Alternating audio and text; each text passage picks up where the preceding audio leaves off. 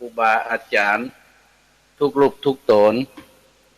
ที่เปิดเครื่องวิทยุรับฟังตามวัดตามวาขอความสุขความเจริญจงบังเกิดแก่บรรดาศรัทธาญาติโยมบรรดาพ่ออุ้ยแม่อุ้ยพ่อออกแม่ออกพี่น้องคณะศรัทธาญาติโยมทั้งหลายวันนี้ซึ่งก็เป็นตรงกับวันที่22เดือนพฤษภาคมพศ2565ตรงกับวันอาทิตย์เดือน8เหนือแห่ม7ค่ำค่ำว่าเป็นวันติดศรัทธาญาติโยมทั้งหลายมาแล้วอัตมาภาพพระครูวรธรรมนาถเจ้าอาวาสวัดหนองเหียงตำบลสันติสุขอำเภอดอยรอจังหวัดเชียงใหม่ได้นำรายการธรรมยามเจ้ามรดกธรรมกำเมืองในรายการวันอาทิตย์ในเจ้านี้ศรัทธาญาติโยมมาแล้วอัตมาภาพก็จะได้นำศรัทธาญาติโยมบรรดาพ่ออุ้ยแม่อุ้ยพ่อออกแม่ออกพี่น้องคณะศรัทธาญาติโยม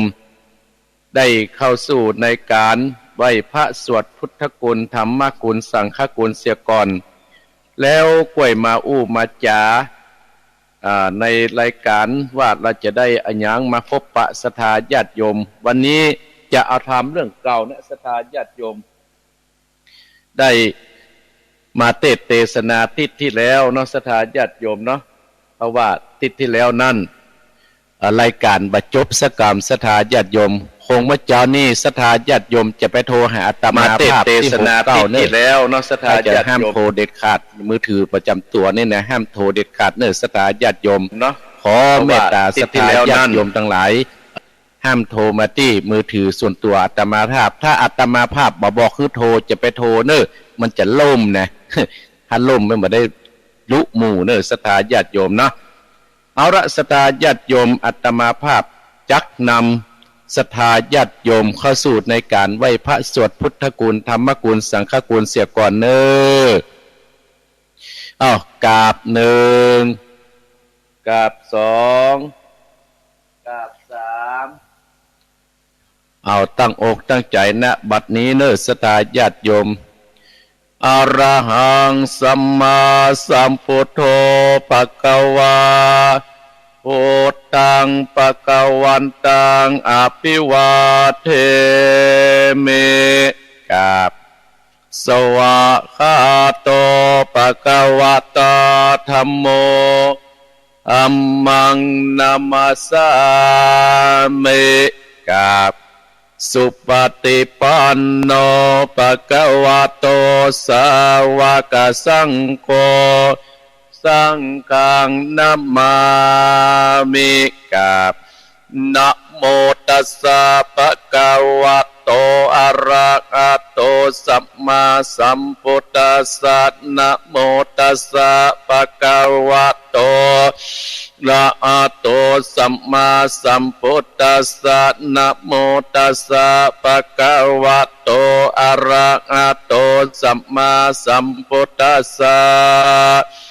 พุทธังสรณังกัจจะมิธัมมังสรณังกัจจะมิสังฆังสรณังกัจจะมิตุติยัมปิพุทธังสรณังกัจจะมิตุติยัมปิธัมมังสรณังกัจจะมิตุติยัมปิสังฆังสรณังกัจจะมิตติยัมปิพุทธังสรณังกัจจะมิตติยัมปิธัมมังลานังกัจจะมิตติยัมปิสังฆังสรณังกัจฉามิอิติปิโสภะคะวะอะระหังสัมมาสัมพุทโธวิจจจัตตานะสัมปันโนสุขโตโรกวิโตอนุตตโตปุถิสัตตมัสสะตะเตสัตตะเทวะ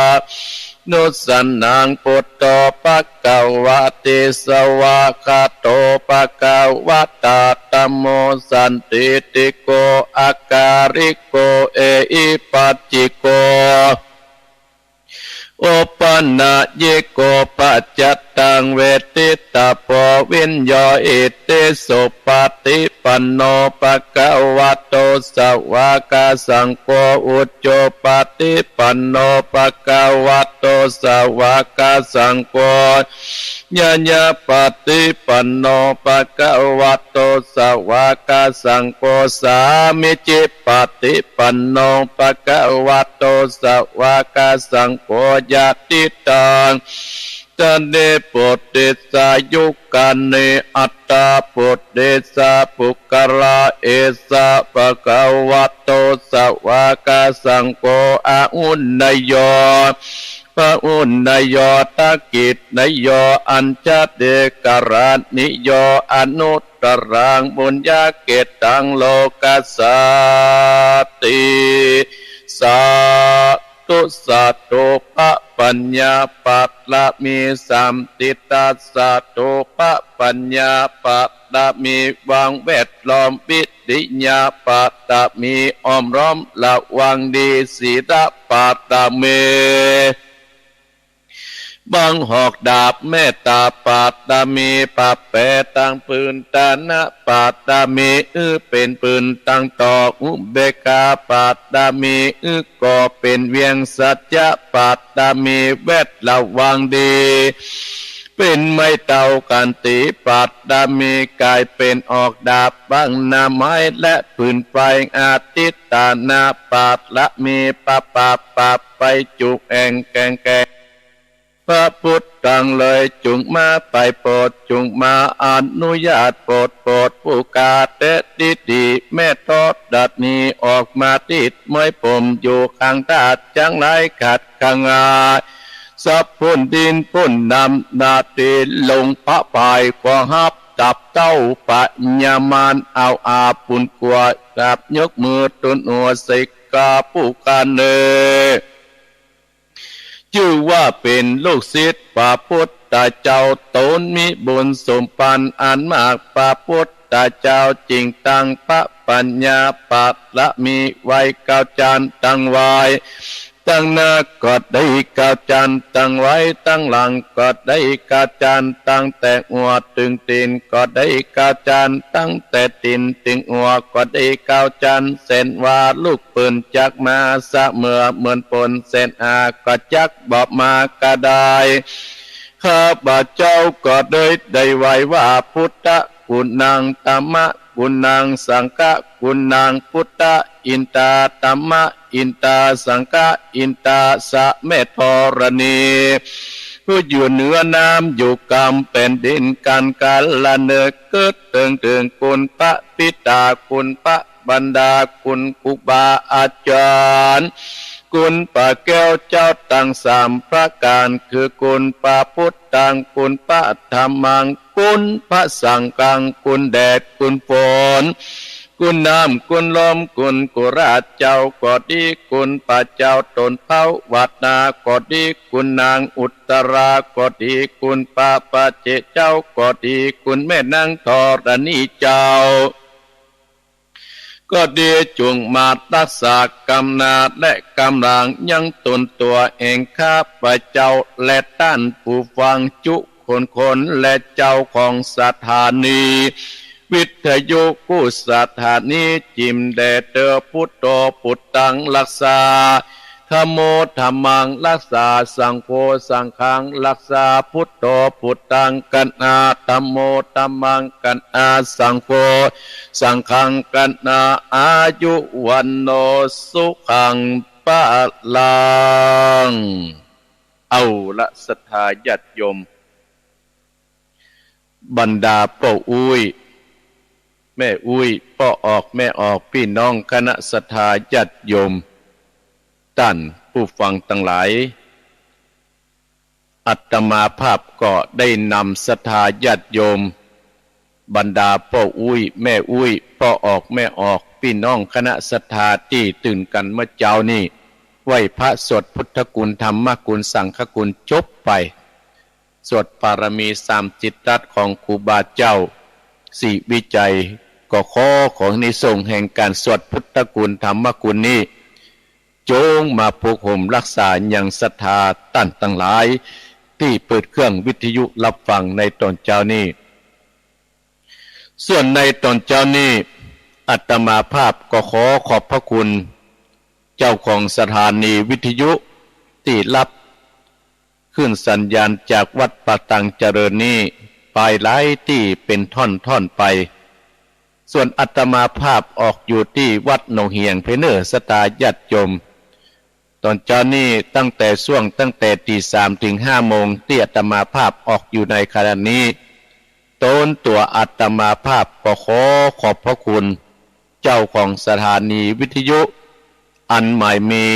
1สถานีวิทยุเพื่อการศึกษาศาสนาและวัฒนธรรมวัดไฟหิน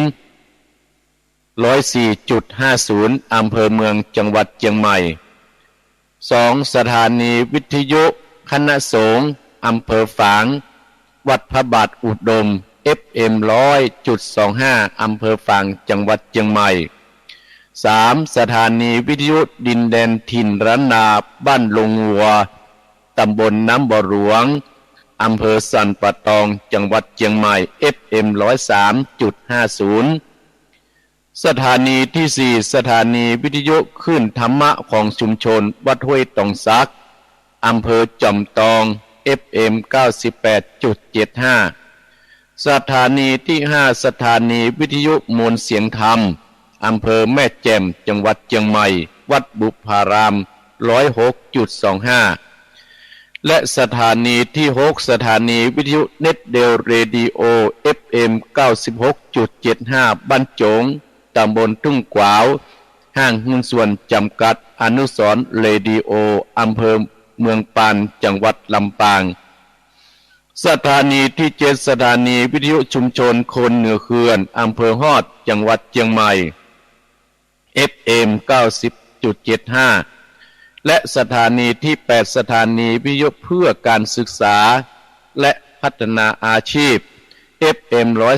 103.00 อำเภอเมืองจังหวัดลำปางโดยคุณอนุพงษ์ตาจีนะและสถานีที่9สถานีวิทยุวิทยาลัยเทคโนโลยีและการจัดการกปภแม่เมาะจังหวัดลำปาง FM 99.50 ขออนุโมทนากับเจ้าของสถานีวิทยุที่ได้รับขึ้นสัญญาณจากวัดปักตังเจริญจากหลายที่หลายตังก็เกี่ยวกันไปอาตมาภาพขอขอบพระคุณอนุโมทนาสาธุในครั้งนี้โดยญาติโยมบรรดาพ่ออุ้ยแม่อุ้ยพ่อออกแม่ออกพี่น้องคณะศรัทธาญาติโยมทั้งหลายอีพ่ออีแม่ศรัทธาญาติโยมตื่นแล้วเนาะตี 4กับ10 นาทีศรัทธาญาติโยม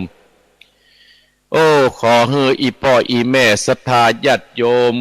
บรรดาพ่ออุ้ยแม่อุ้ยต่างผู้ฟังทั้งหลายส่วงระยะนี้และศรัทธาญาติโยมฝนก็ตกลงมา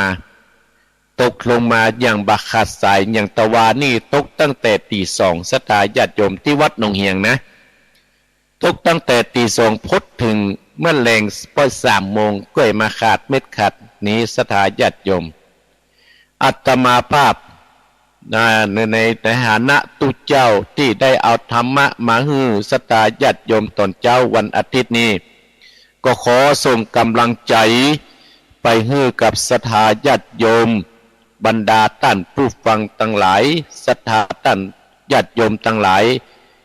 ก็ว่าฝนตกศรัทธาญาติโยมอาตมาภาพมาอยู่หนองเหียงกับพึ่งหอดเนี่ยศรัทธาญาติโยมน้ำท่วมหนองเหียงนี่กับศรัทธาญาติโยมโอ้คุณที่อยู่ใกล้น้ำเหมืองน้ำคลองชนรับประทานน้ำขึ้นมาศรัทธาญาติโยมที่มันท่วมนี่ก็คืออย่างท่วมน้ำฝนนั่นแหละศรัทธาญาติโยมเพราะบ้านเฮาเป็นที่ต่ำขนาดวัดเป็นที่สูงยังหิท่วมอยู่ศรัทธาต่อมันตันอาตมาภาพจำเป็นแต่ต้องไปเปิดต่อเพื่อน้ำลงในคลองต่อไปศรัทธาญาติโยม ณอาตมาภาพก็เลยขอเป็นกำลังใจเป็นเสี้ยวหนึ่งที่ฮื้อกำลังอกกำลังใจฮื้อศรัทธาญาติโยมที่ท่านผู้ฟังทั้งหลายที่ได้ฟังรายการวิทยุอาตมาภาพก็ไปเอี่ยวหาศรัทธาญาติโยมโอ้ก็ฝนก็ตกหนักขนาดศรัทธาญาติโยมเนาะตกแต่อันนี้แหละแต่ศรัทธาญาติโยมธรรมชาติมันเหมือนเก่าเหมือนหลังศรัทธาญาติโยมและอาตมาภาพก็คือกำลังใจศรัทธาบุตรโจเป็นบุตรเจอตั้งโรคภัยไข้เจ็บบุตรเจอตั้งฝนบุตรเจอตั้งแดดบุตรเจอตั้งแรงพ้นว่าจะไปแน่บันนอนอย่าใดศรัทธาญาติโยมมันเป็นเรื่องธรรมดาที่เกิดขึ้นในธรรมชาติของเฮาอันนี้แหละอาตมาภาพก็เอาเสียงนี้เป็นกำลังอกกำลังใจให้ศรัทธาญาติโยมบรรดาพ่ออุ้ยแม่อุ้ยพ่อออกแม่ออกนั่นปล่อยมันไปเป็นตามกรรมแก้ไขก็เป็นว่างๆเนาะศรัทธาญาติโยมนะแก้ไขกันไปเนาะอาตมาภาพก็คือกำลังอกกำลังใจศรัทธาญาติโยมแต่คืนนี้ก็ได้ไปเทศนาธรรมในงานศพของแม่เอ้ยนาแม่แก้วนาชัยกีแรที่หมู่6บ้านไม่หนองหอยศรัทธาญาติโยมอาตมาภาพไปหาในงานแล้วก็อีดูสงสารเนาะศรัทธาญาติโยมเนาะฝนกระตกกระหน่ำลงมาอย่างบาขาดเม็ดบาขาดสายศรัทธาญาติโยมแต่ศรัทธาญาติโยมก็บละทิ้งในการที่จะเอาธรรมะคำสั่งสอนขององค์สมเด็จพระสัมมาสัมพุทธเจ้านั้นและเพื่อนั้นเฮาก็นึกถึงบุญคุณของผู้ที่ตายไปหมู่เฮาตั้งหลายก็ป้ากันไปช่วยกันช่วยงานวันนี้เช่นเดียวกันศรัทธาญาติโยมอาตมาภาพก็จะได้ไปในงานศพครั้งนี้นึงเพราะว่าแม่เอ้ยนาแก้วนานี่เพิ่นก็เป็นเขาว่าเป็นญาติผู้ใหญ่อาตมาภาพก็ว่าได้ศรัทธาญาติโยมลูกหลานตานเต้าก็ได้มาบอกมากล่าวได้มานิมนต์อาตมาภาพก็อันนี้ก็เชิญชวนลูกหลานตานเต้าที่อยู่ใกล้อยู่ไกลที่หู้จักแม่เอ้ยแก้วนาชัยกีแลก็เชิญร่วมทำบุญไปส่งสังฆตันคาบเนื้อศรัทธาญาติโยมเนาะอาตมาภาพก็เชิญชวนศรัทธาญาติโยมก็พบปะศรัทธาญาติโยมกับมากหน้าหลายตาคนเฒ่าคนแก่ก็ขอบคุณศรัทธาญาติโยมที่ไปพบปะกันตะคืนนี้เนาะการมามีงานศรัทธาญาติโยมตึงบ่ได้พบบ่ได้เจอกันศรัทธาญาติโยมเมื่อมีการในงานเฮาก็พบก็เจอเป็นว่างเป็นคราวได้อู้จาความรู้สึกที่เฮาไปอยู่ต่างละสถานที่เนี่ยเฮาก็ได้ไปอยู่กันต่างละสถานที่เฮาก็ได้อู้จากันไปอันนี้ก็มีตั้งพี่น้องเวียงป่าเป้าเพื่อกับมาในงานศพศรัทธาญาติโยมวันนี้ศรัทธาญาติโยมอาตมาภาพก็จะได้ได้จ่าศรัทธาญาติโยมธรรมะเสียก่อนธรรมะเสียก่อนมาศรัทธาญาติโยมปุ้นตี 5ก็เอาธรรมมาเทศจะอยู่กับศรัทธาญาติโยมถึง6 โมงเมื่อเช้าเนี่ยศรัทธาญาติโยม6 โมงเมื่อเช้า6 โมง 15ก็จะออกไปบิณฑบาตต่อมโหถ้าฝนบัดตกนะศรัทธาญาติโยมนะคนเฮาศรัทธาญาติโยมเกิดมาแล้วศรัทธาญาติโยมคนเฮานั่นนะตามธรรมดานะมันก็บลิกพ้นเรื่องความตายเรื่องความเจ็บความตายท่านทั้งหลายก็ว่ามีภัยหลีกพ้นได้แม้แต่องค์สมเด็จพระสัมมาสัมพุทธเจ้าเฮาก็ยังบลิกพ้นได้เพราะฉะนั้นทุกคนเฮานั่นศรัทธาญาติโยมถ้าจะถึงจะต้องจำใจจากการจะจากลากันจากเมืองโคนแล้วไปสู่ปารโลกไปหน้านั้นก็เฮานั่นเฮาก็ต้องสร้างคุณงามความดีไว้กับในชุมชนของเฮาไว้กับวัดกับว่าเฮาจะอภัยเป็นแบบอย่างศรัทธาญาติโยมแต่ครั้งพุทธกาลเฮาก็เอาครูบาเจ้าศรีวิจัยครูบาอาจารย์หลายรูปหลายตนที่เปิ้นได้กระทุงคุณาบเดียวเฮาก็เอาหมู่พระสงฆ์องค์ข้าเจ้าขึ้นสีขาวเฮานี่เปิ้นรวมตัวก็ศรัทธาญาติโยมไปไหนก็ไปตัวกัดอย่างครั้งเมื่อ2-3 วันที่ผ่านมาเนี่ยหมู่อาตมาภาพก็ไปมุทิตาจิตหลวงพ่อท่านพระครูปฏิภาณ เจ้าอาวาสวัดจอมพอหลวงปู่อายุ75 ปีนะศรัทธาญาติโยมอาตมาภาพเขาก็ไปแสดงมุทิตาจิตไปอย่างศรัทธาญาติโยมไปปุจจากุลของเปิ้นไปปุจจากุลของครูบาอาจารย์แม้อายุเปิ้นจะแก่จะเฒ่าเปิ้นก็บรรละในทางปฏิบัติและเผยแผ่ศรัทธาญาติโยมโอ้อายุ70 ปีอาตมาภาพนี้นับถือน้ำจิตน้ำใจหลวงปู่เป็นอย่างยิ่งศรัทธาญาติโยมหารเปิ้นงานที่โดย42 เมืองหั่นหารหลายที่หลายตังหลวงปู่นะศรัทธาญาติโยมโอ้ปฏิภาณเปิ้นกะฮือการต้มฮัดลูกศิษย์ลูกหาแม้นว่าเปิ้นประสบายเปิ้นก็ยังทำกิจวัตรของเปิ้นอันเนี้ยตั้งแต่หลายเฮาหายากตุเจ้าหรือว่าครูบาอาจารย์แต่อาตมาภาพภูมิใจศรัทธาญาติโยมบรรดาพ่ออุ้ยแม่อุ้ยพ่อออกแม่ออกพี่น้องคณะศรัทธาท่านผู้ฟังของเฮานี่บ่ย่อท้อในการสร้างบุญญาบารมีกันแม้นว่าจะมีเรื่องราวศรัทธาญาติโยมจะได้ฮู้จะได้หานได้ยินได้ฟังหลายที่ได้แห่งแต่ท่านทั้งหลายนั้นก็มีศรัทธาตั้งมั่นในพระพุทธศาสนาของเฮาเพราะฉะนั้นทุกอย่างนั้นขึ้นไปตามกรรมตามเวรท่านทั้งหลายขึ้นมาจากตามกรรมตามเวรภัยได้สร้างอย่างใดผลของมันก็จะออกจากอันอย่างที่อาตมาภาพจังนำศรัทธาญาติโยมสวดหลังจากทำวัดเมื่อเจ้าก็ดีแม่แรงก็ดีศรัทธาที่เพิ่นมาวัดนะเพิ่นบอกว่าชลาธรรมมหิชลังอนัตติโตเรามีความแก่เป็นธรรมดาเราจะล่วงพ้นความแก่ไปได้พยาธิธรรมมหิพยาทิงอนัตติโตเรามีความเจ็บไข้เป็นธรรมดาเราจะล่วงพ้นความเจ็บไข้ไปไม่ได้มรณะธรรมมหิมรณังอนัตติโตเรามีความตายเป็นธรรมดาเราจะร่นพ้นความตายไปบ่ได้เนี่ยศรัทธาญาติโยม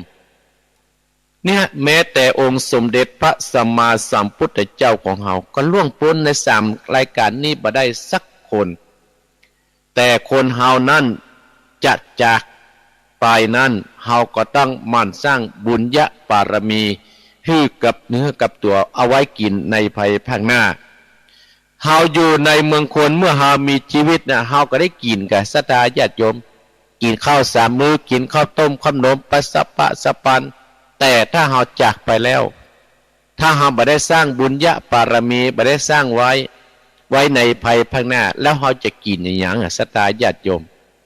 อย่างอาตมาภาพจังหารกุนเท่าโอ้ตันไว้ภายภาคหน้าปัจจุบันนี่ไม่กินอยู่แล้วเนี่ยปัจจุบันที่เฮาไม่กินก็เพราะบุญเก่าที่เฮานั้นได้สร้างไว้จัดได้มาหูแล้วก็มาติดตามในจัดในเมืองโคนที่เฮาเกิดมาเนี่ยเฮาบ่มีเฮาบ่ได้กั้นเฮาบ่ได้อยาก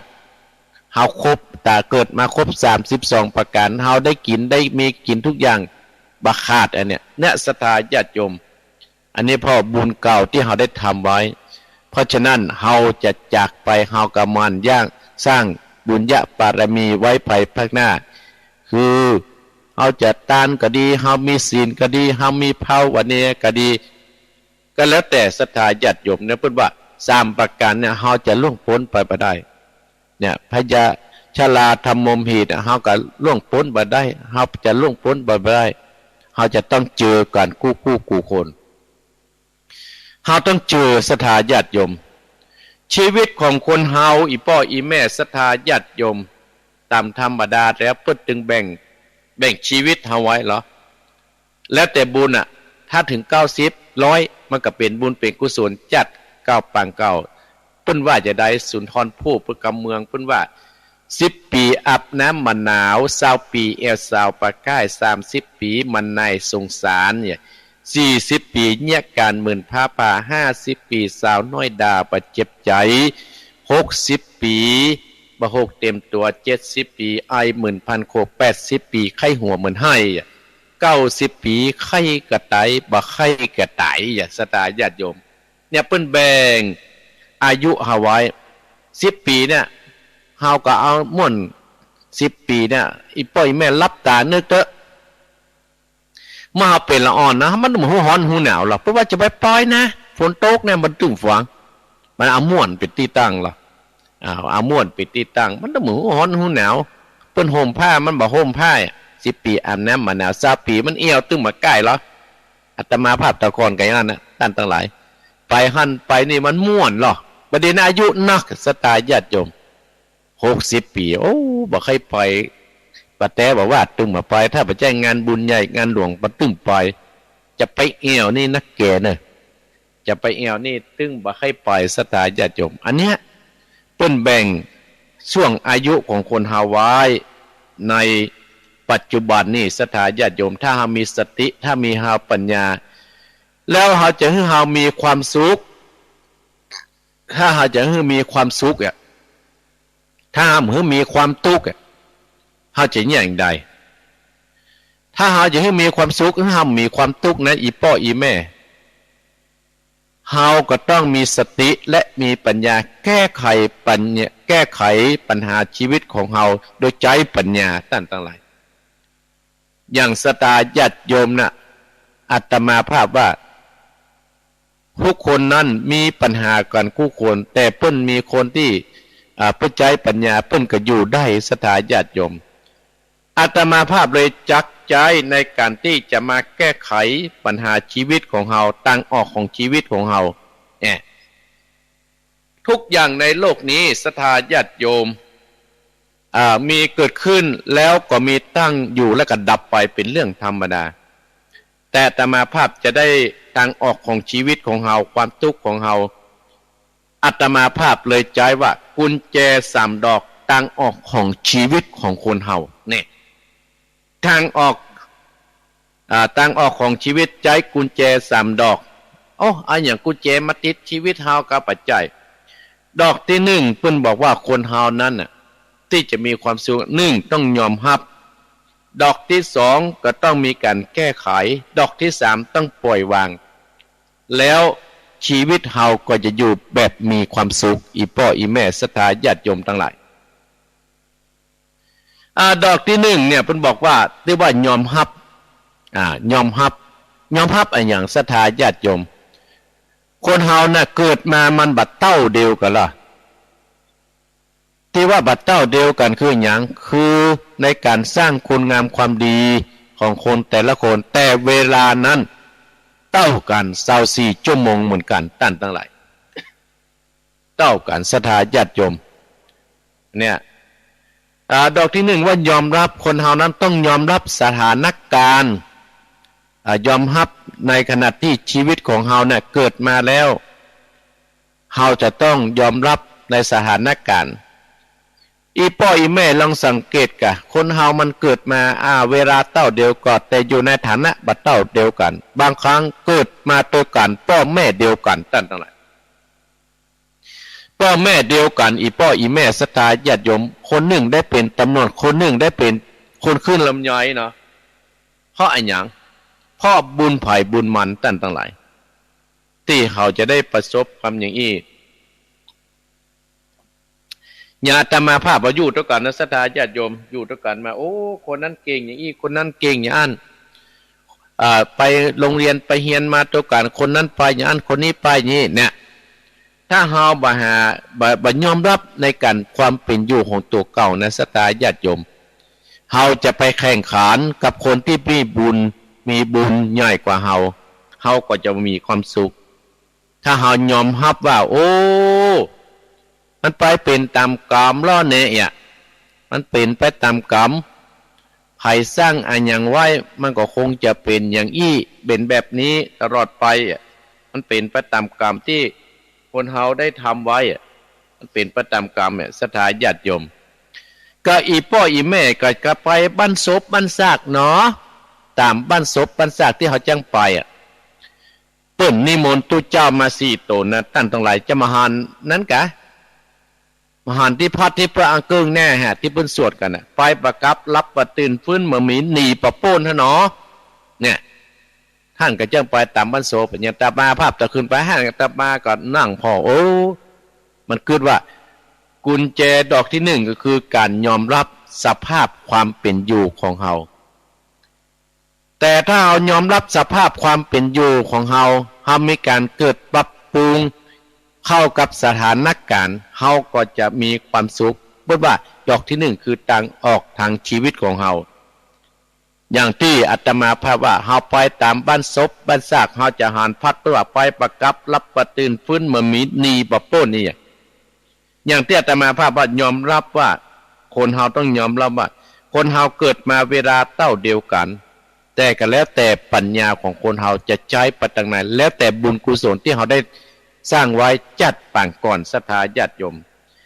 ไปประกับคือการละเวลา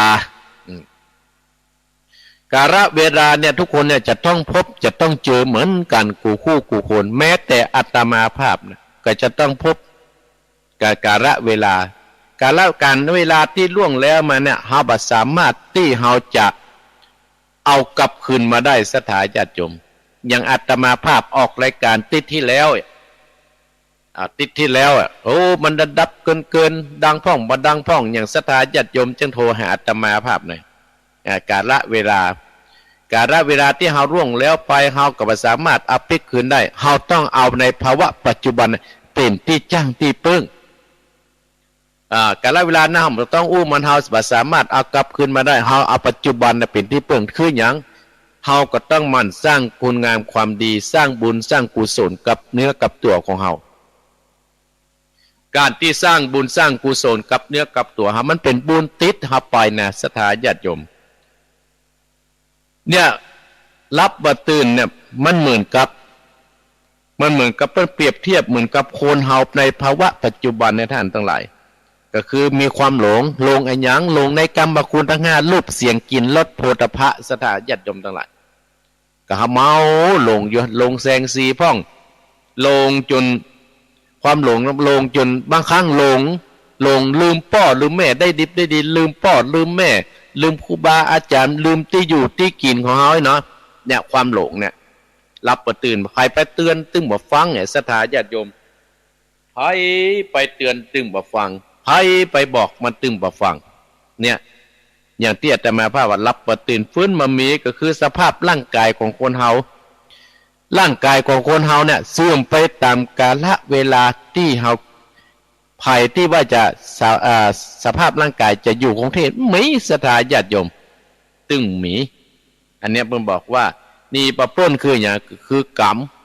มภัยสร้างกรรมไว้มันนึงนี่ประพ้นสักคนศรัทธาญาติโยมนี่ประพ้น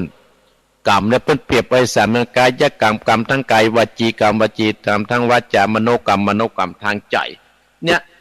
ถ้าไปสังเกตว่าไปประกับรับประตื่นฟื้นมามีหนีประพ้นเนี่ยที่เพิ่นอาเกิงแน่เนี่ยถ้าหามาเนี่ยมันเป็นปริศนาธรรมคือกับตัวว่าอันนี้คือกุญแจดอกที่หนึ่งคือยอมรับสภาพที่หาได้ทำไว้เนี่ยท่านทั้งหลายเหมือนกับว่าที่อาตมาภาพว่ามีความหลง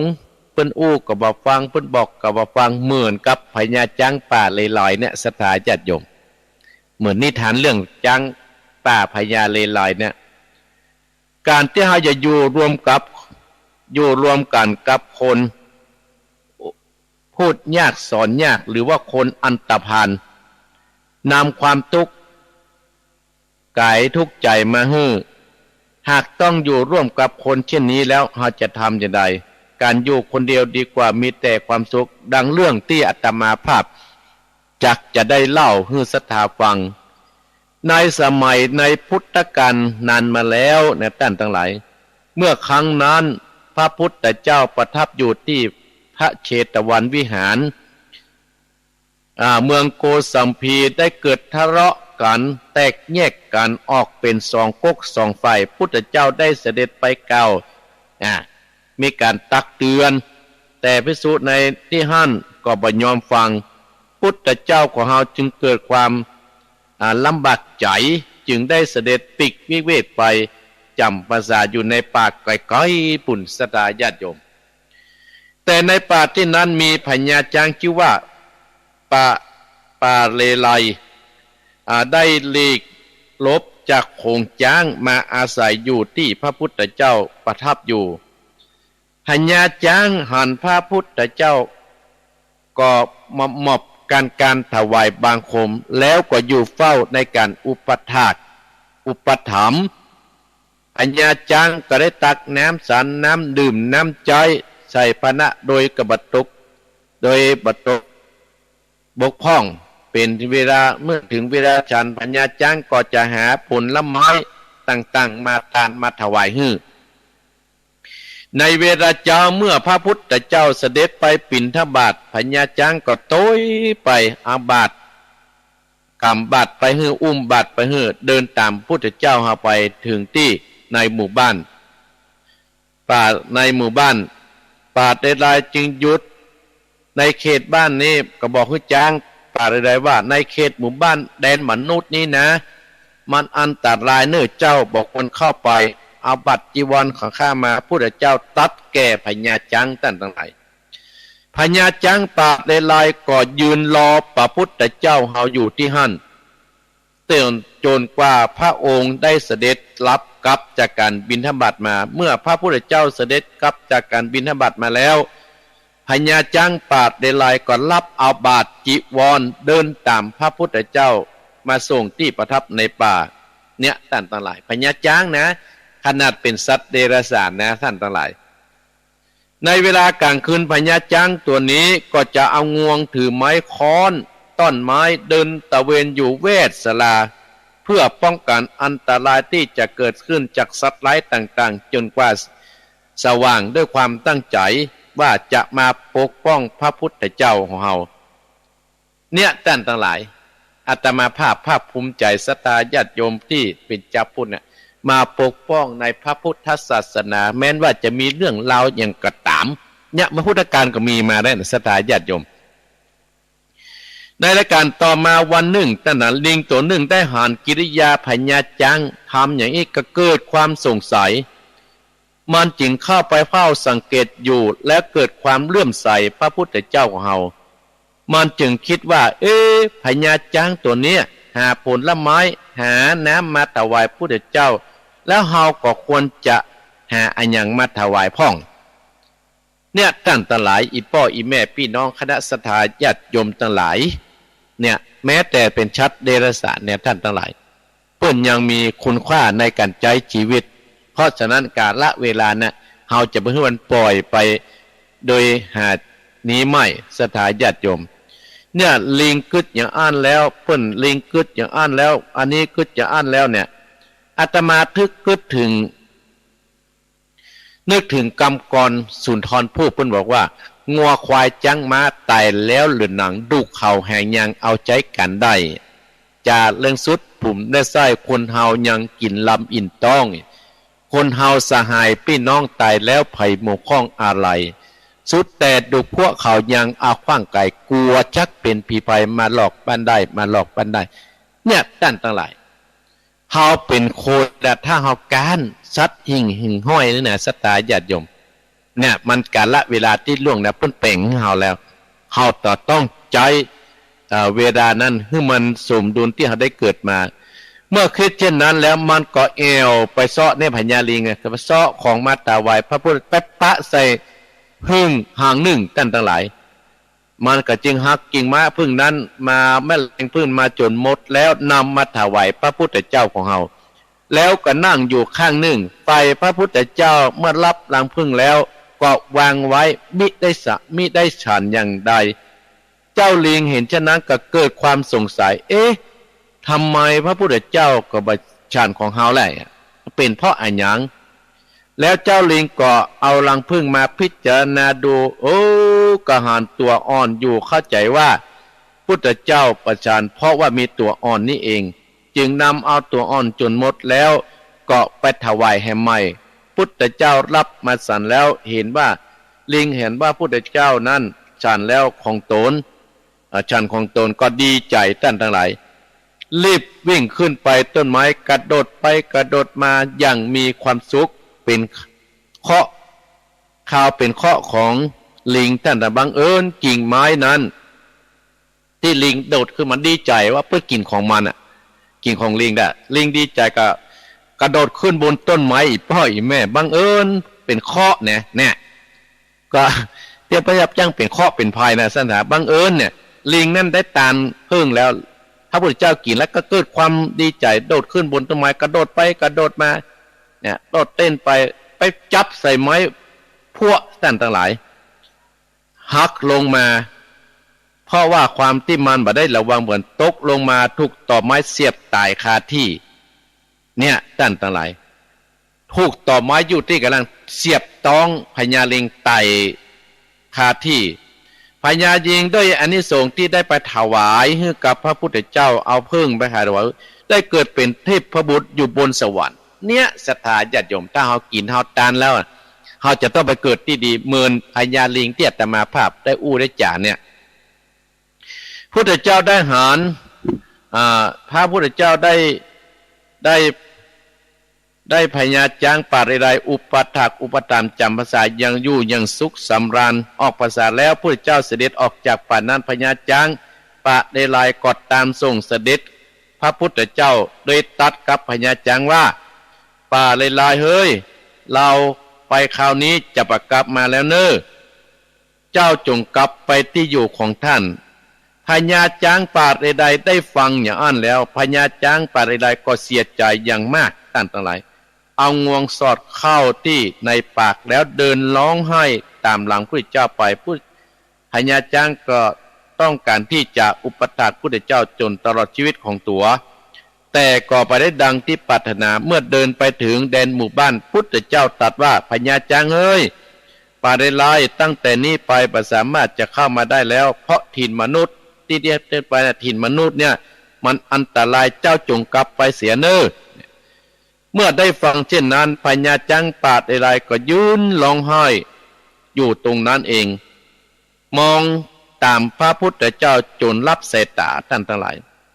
เมื่อพระพุทธเจ้ารับสายตาเต้าอั้นพญาจ้างก็หัวใจแตกสลายตายลงทันที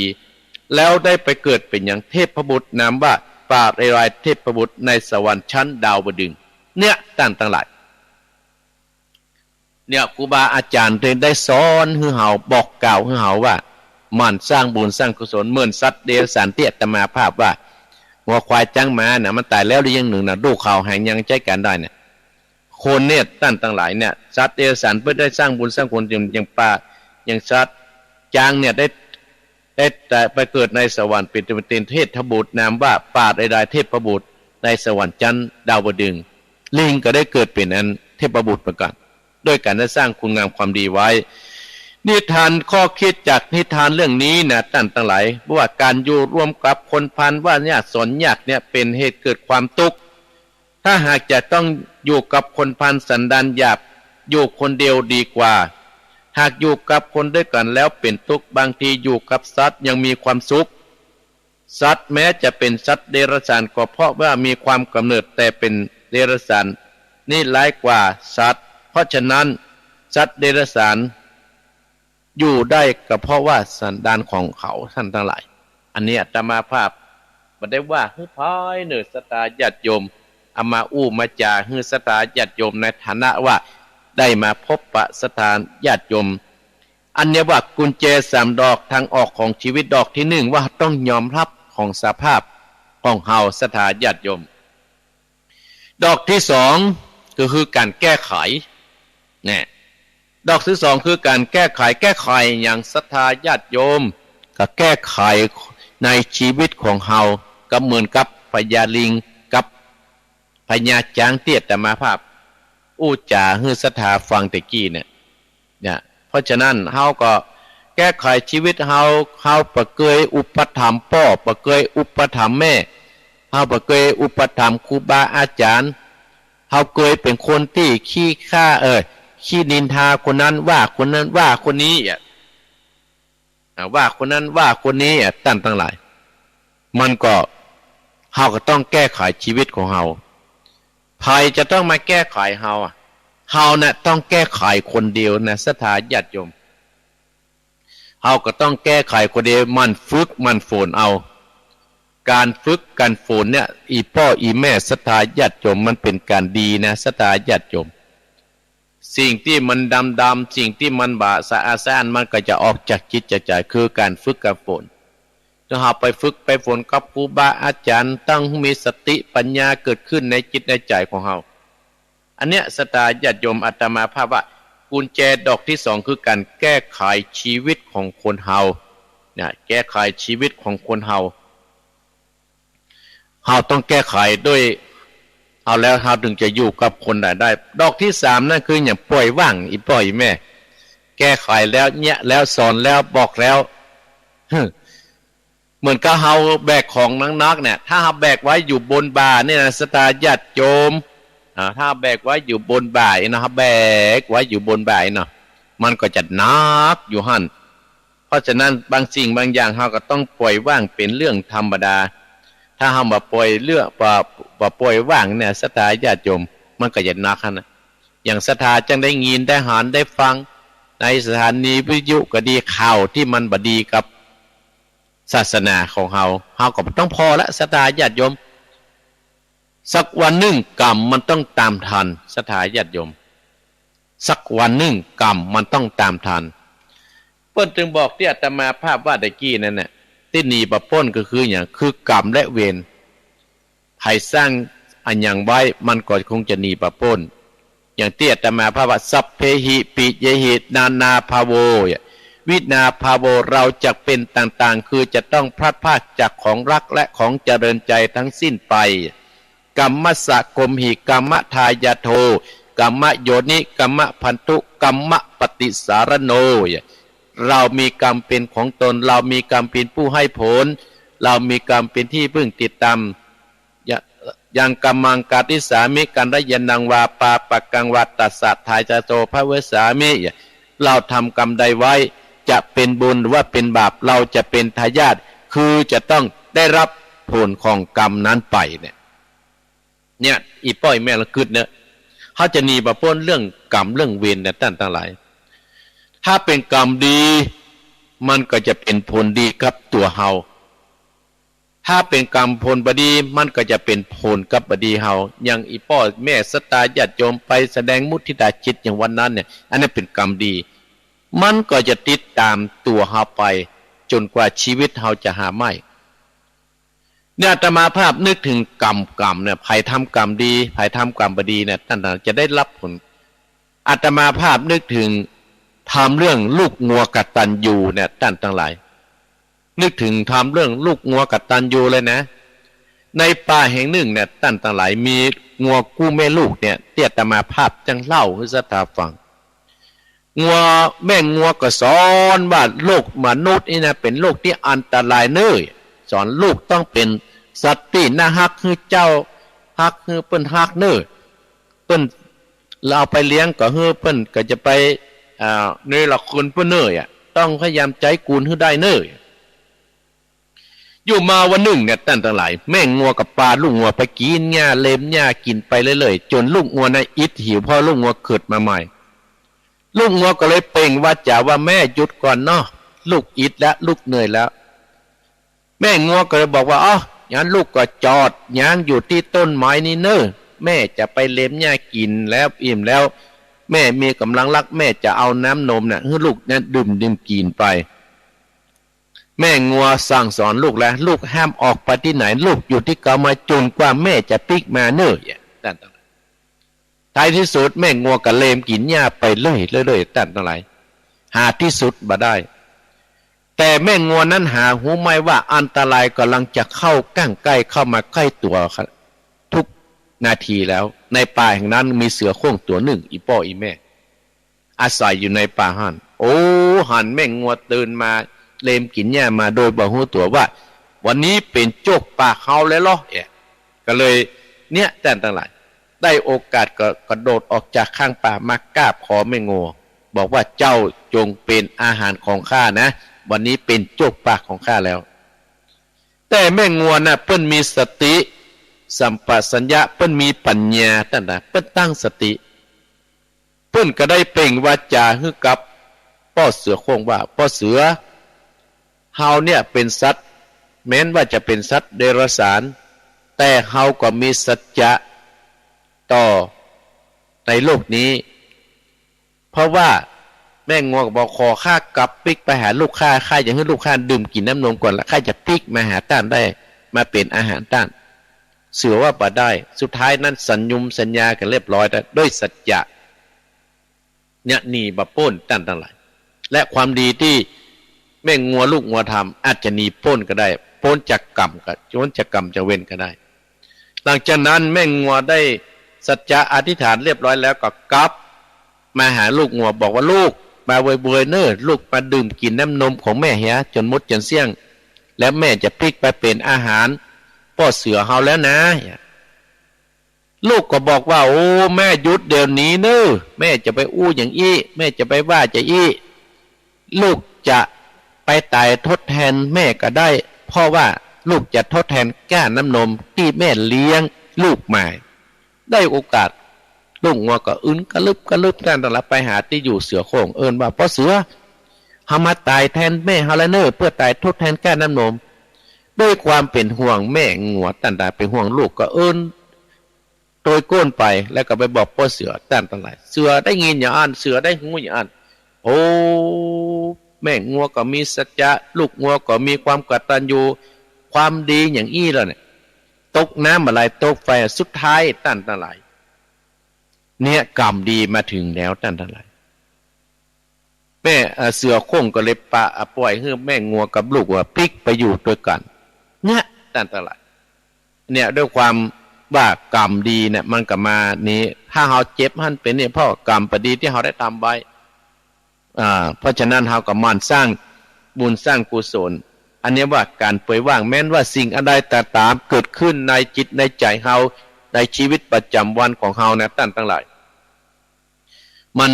เราก็ต้องรู้ว่ามันเป็นกรรมของเราและเราก็ปล่อยว่างแล้วเราก็จะอยู่สบาย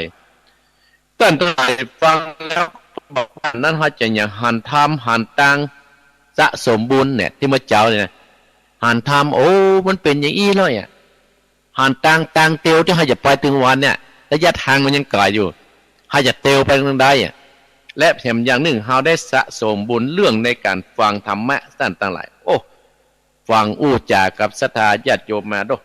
จัดหมื่นศรัทธาญาติโยมเนาะเวลานี้ตี 4:45 นาทีเอาอาตมาภาพกำลังพอโทรศัพท์อาตมาภาพก่อนเนาะเราจะลองทดลองใจสายนี่ก่อนทดลองใจสายนี่อู้จากับศรัทธาญาติโยมศรัทธาญาติโยมถ้าผายตื่นแล้วลองโทรมาหาอาตมาภาพในตอนเช้าเนี่ยเนาะแล้วอาตมาภาพจะหลังจากรับสายสัก4 5 6 7 8 9สายแล้วก็ลองจะได้เทศธรรมวันนี้จะทำเรื่องเก่าเน้อมุนนะนิปันนสูตรเน้อมาเทศซ้ำแห่งกรรมสตาวันนั้นบัดจบสกรรมได้อธิบายสกรรมลองโทรมานะ08288572225โอ้ยังไม่ได้ตันบอกเลย08288572225สายแรกศรัทธาญาติโยมเจริญพรนมัสการเจ้าจากหลังการแม่สาวอำเภอแม่อายเจ้าแม่จันสมเจ้าได้ยินอยู่เนาะฟังนิทานของม่วนดีแท้เจ้ายินดีคนเอาเดือนนี้ก็ขัดใจเนาะขัดใจทำบุญให้นักรีบกอบรีบโกยรีบทอรีบพายตลาดสบายสายบอลกันหนาวเนาะน่ากันยินดีนะแม่เนอเจ้าเพื่อกำลังใจนะเจ้านมัสการเจ้าขอบคุณเจริญพรสายต่อไปเจริญพรแม่จันสีเจ้าแม่จันสีตื่นแล้วเนาะฟังเจ้าฟังแล้วช่วงติดตัวฟังแล้วเป็นฝนตกกับแม่เจ้าตกอยู่ตกบันนักเจ้าตอนนี้ตกหนักเนอะแม่เนอะตกหนักเป็นบางเชื่อเจ้ารักษาสุขภาพนะแม่จันสีเนอะเจ้าขอบพระคุณเจ้าไว้เกิดเจ้าเจริญปานสายต่อไปเจริญพรเจ้าคำภาษาเจ้าท่านพระครูอยู่ไหนแม่ยังก็แม่สีจานนะแม่สีจันแต่ว่าน้ำขอทั่วบ้านเดี๋ยวแม่น่ะอย่างเดียวกันนะแม่เดินชมบ้านเถอะอย่างเดียวกันนั้นน่ะว่าอยู่เดียวกันรักษาสุขภาพนะทางพระครูที่มันดับไป2 เดือนแล้วไงดับไป2 เดือนกะอันนี้ที่วันมันดับแล้วแม่ของน้ำบัวหลวงมันดับเนี่ยอู้เรื่องน้ำนะแล้วก็ดับไปแต่อู้เรื่องอะไรอย่างพอดับไปแบบเนี้ยไม่ได้ดับอยู่แม่ฟังเลยดับอยู่กันแม่เจ้าดับอยู่นะไม่ได้ดับอยู่ว่าได้ยินอยู่ว่า ประเดี๋ยวนี้ได้ยินแล้วเจ้าอ๋อต้องบอกคุณลุงสมบัตินะ น่ะยินดีนะแม่เนอแม่สีจันเนอเป็นกำลังใจท่านเนอแต่ว่านุ้ยกับมาเอลนี่ก็ขอบคุณนะแม่เนอเจ้าผู้จัดเจ้าท่านเจริญปอนแม่สีจันเจริญปอนมันก็ผ่านแล้วมันจะขังครับเจริญปอนอุบาสกอยู่ไหนลุงสมจิตอำเภอปางลุงอย่างก็สมจิตครับสมจิตฟังฝางเนาะมาฝังโอ้ก็ได้ยินชื่อสมจิตวันนี้ฝังแล้วฟังประจำคุโตนครับลุงยองท่านพระครูฟังตลอดครับอาตมากำลังมาบันติดมาได้นะติดหนึ่งมาเตื้องมาก้าวันติดกะมาก้าวันติดฟังแล้วเป็นจะได้ลุงสมจิตโอ้ดีขนาดนี่ฟังนิทานตะกี้โอ้ซึ้งใจนิทานลุงหัวน่ะยินดีเนาะไว้สอนลูกสอนหลานเนาะแม่เนาะพ่อเนาะครับผมได้ฟังเทศต่อเนาะพ่อเด้อครับผมได้เทศเมืองต่อเจ้าตลอดครับเจริญปอนลุงสุกิจรายต่อไปเจริญปอนไม่ค่ะเจ้าโอ้แม่วิอินนะเจ้าแม่วิอินเสมิงเจ้าฟังแต่แรกแล้วนะเจ้าฟังแต่แรกกันเนาะชัดเจนนะเนาะจับม้วนแล้วโอ้ยมีอกดีใจแม่ทั้งโอ้มีอกดีชัดเจนดีนะแม่เนาะชัดเจนเจ้าน้ำหมอหลวงนะยินดีนะแม่เด้อเจ้าไอ้ตาเจ้าต่อไปเจริญปอนเจ้าวันพระครูเพนเด้อแม่เพนจะทาบเหมือนเดิมเด้อได้แม่เพนจะทาบเหมือนเดิมขอบคุณแม่เพนเด้อชัดเจนดีเนาะชัดเจนดีเจ้ารู้จักเจ้าชัดเจนดีนะใช้ต่อไปเจริญปอนจากวัดสาเจ้ามาพระครูฟังอยู่เด้อแม่ยางสีบ้านนันทารามอำเภอแฝงแม่ก็น้ำนองเลยแม่สมศรีออกไปบ้านไหนมาด้วยเพราะว่าผมได้ไปทำไมที่แฉวแล้วกันแม่สมศรีเนาะเจ้านันทารามนักสมศรีสิทธิเกตนันทารามยินดีแม่เด้อน้ำสมถะเจ้าบุญรักษาสายต่อไปสารปีมาละสายต่อไปเจริญปอนสาวไว้ป่าท่านอุบาสกอยู่ที่ไหนพี่น้องปกญอบ้านห้วยปิงอำเภอทุ่งหัวช้างจังหวัดลำพูนครับผมบ้านห้วยปิงฟังเนื้อปอนเนาะไอ้เนาะครับฟังตลอดเลยครับชัดเจนดีตลอดเลยแต่ว่าเจ้าเนี่ยไว้ผ้ากับขาดทั้งปากมาประเด็นนี้ดีแล้วเนาะครับผมประเด็นนี้ดีแล้วครับมันเป็นแต่ละสถานีนะบางสถานีมันกับเก็บกำเนิดน้ำปอเนาะครับผมครับยินดีเนอะไม่พี่น้องห้วยปิงครับผมฟังคู่ตนคู่โอยครับผ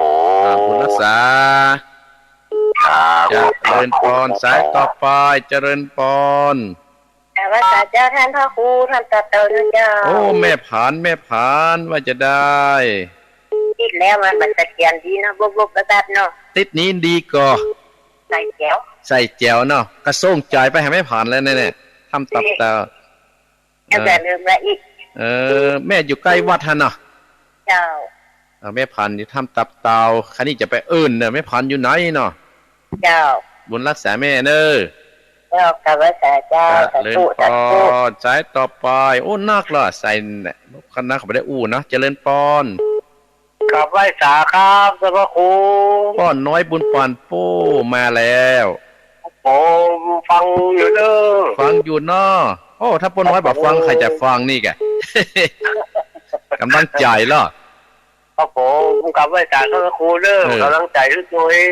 ขอบคุณเนอจะเลินปอนสายต่อไปฟังมันแน่นหนาเนื้อสภาญาติโยมเจริญปอนเจ้ากับภาษาเจ้าทำพระครูอันนี้กับฟังนี่แม่ยังแม่ปานีหันฟังบ้างฮะฟังร้อนแต่ฟังร้อนเนี่ยแม่ปานีแต่ด้อยล่อจอมตองเหมือนได้ยินเลยเจริญปอนชัดเจนดีเนาะเจ้ามันชัดเจนมันเข้าใจดีเจ้าเข้าใจดีเจ้าบุญรักษาแม่ปานีเนอเจ้ากับภาษาเจ้าจะเลินปอนสายต่อไปเจริญปอนเจ้าสาธุเจ้าท่านอยู่ที่ไหนอยู่ บ้านตาจางตาจางเบียงหลังร่องเขาเนี่ยเนาะเจ้าแม่น้อมกะเจ้าแม่น้อมยินดีแม่น้อมเนออันมาแล้วอีกะมาใกล้เด็ดดีเจ้าชัดเจนดีเนาะเจ้าเจริญพรนะแม่เนอเจ้าสาธุเจ้า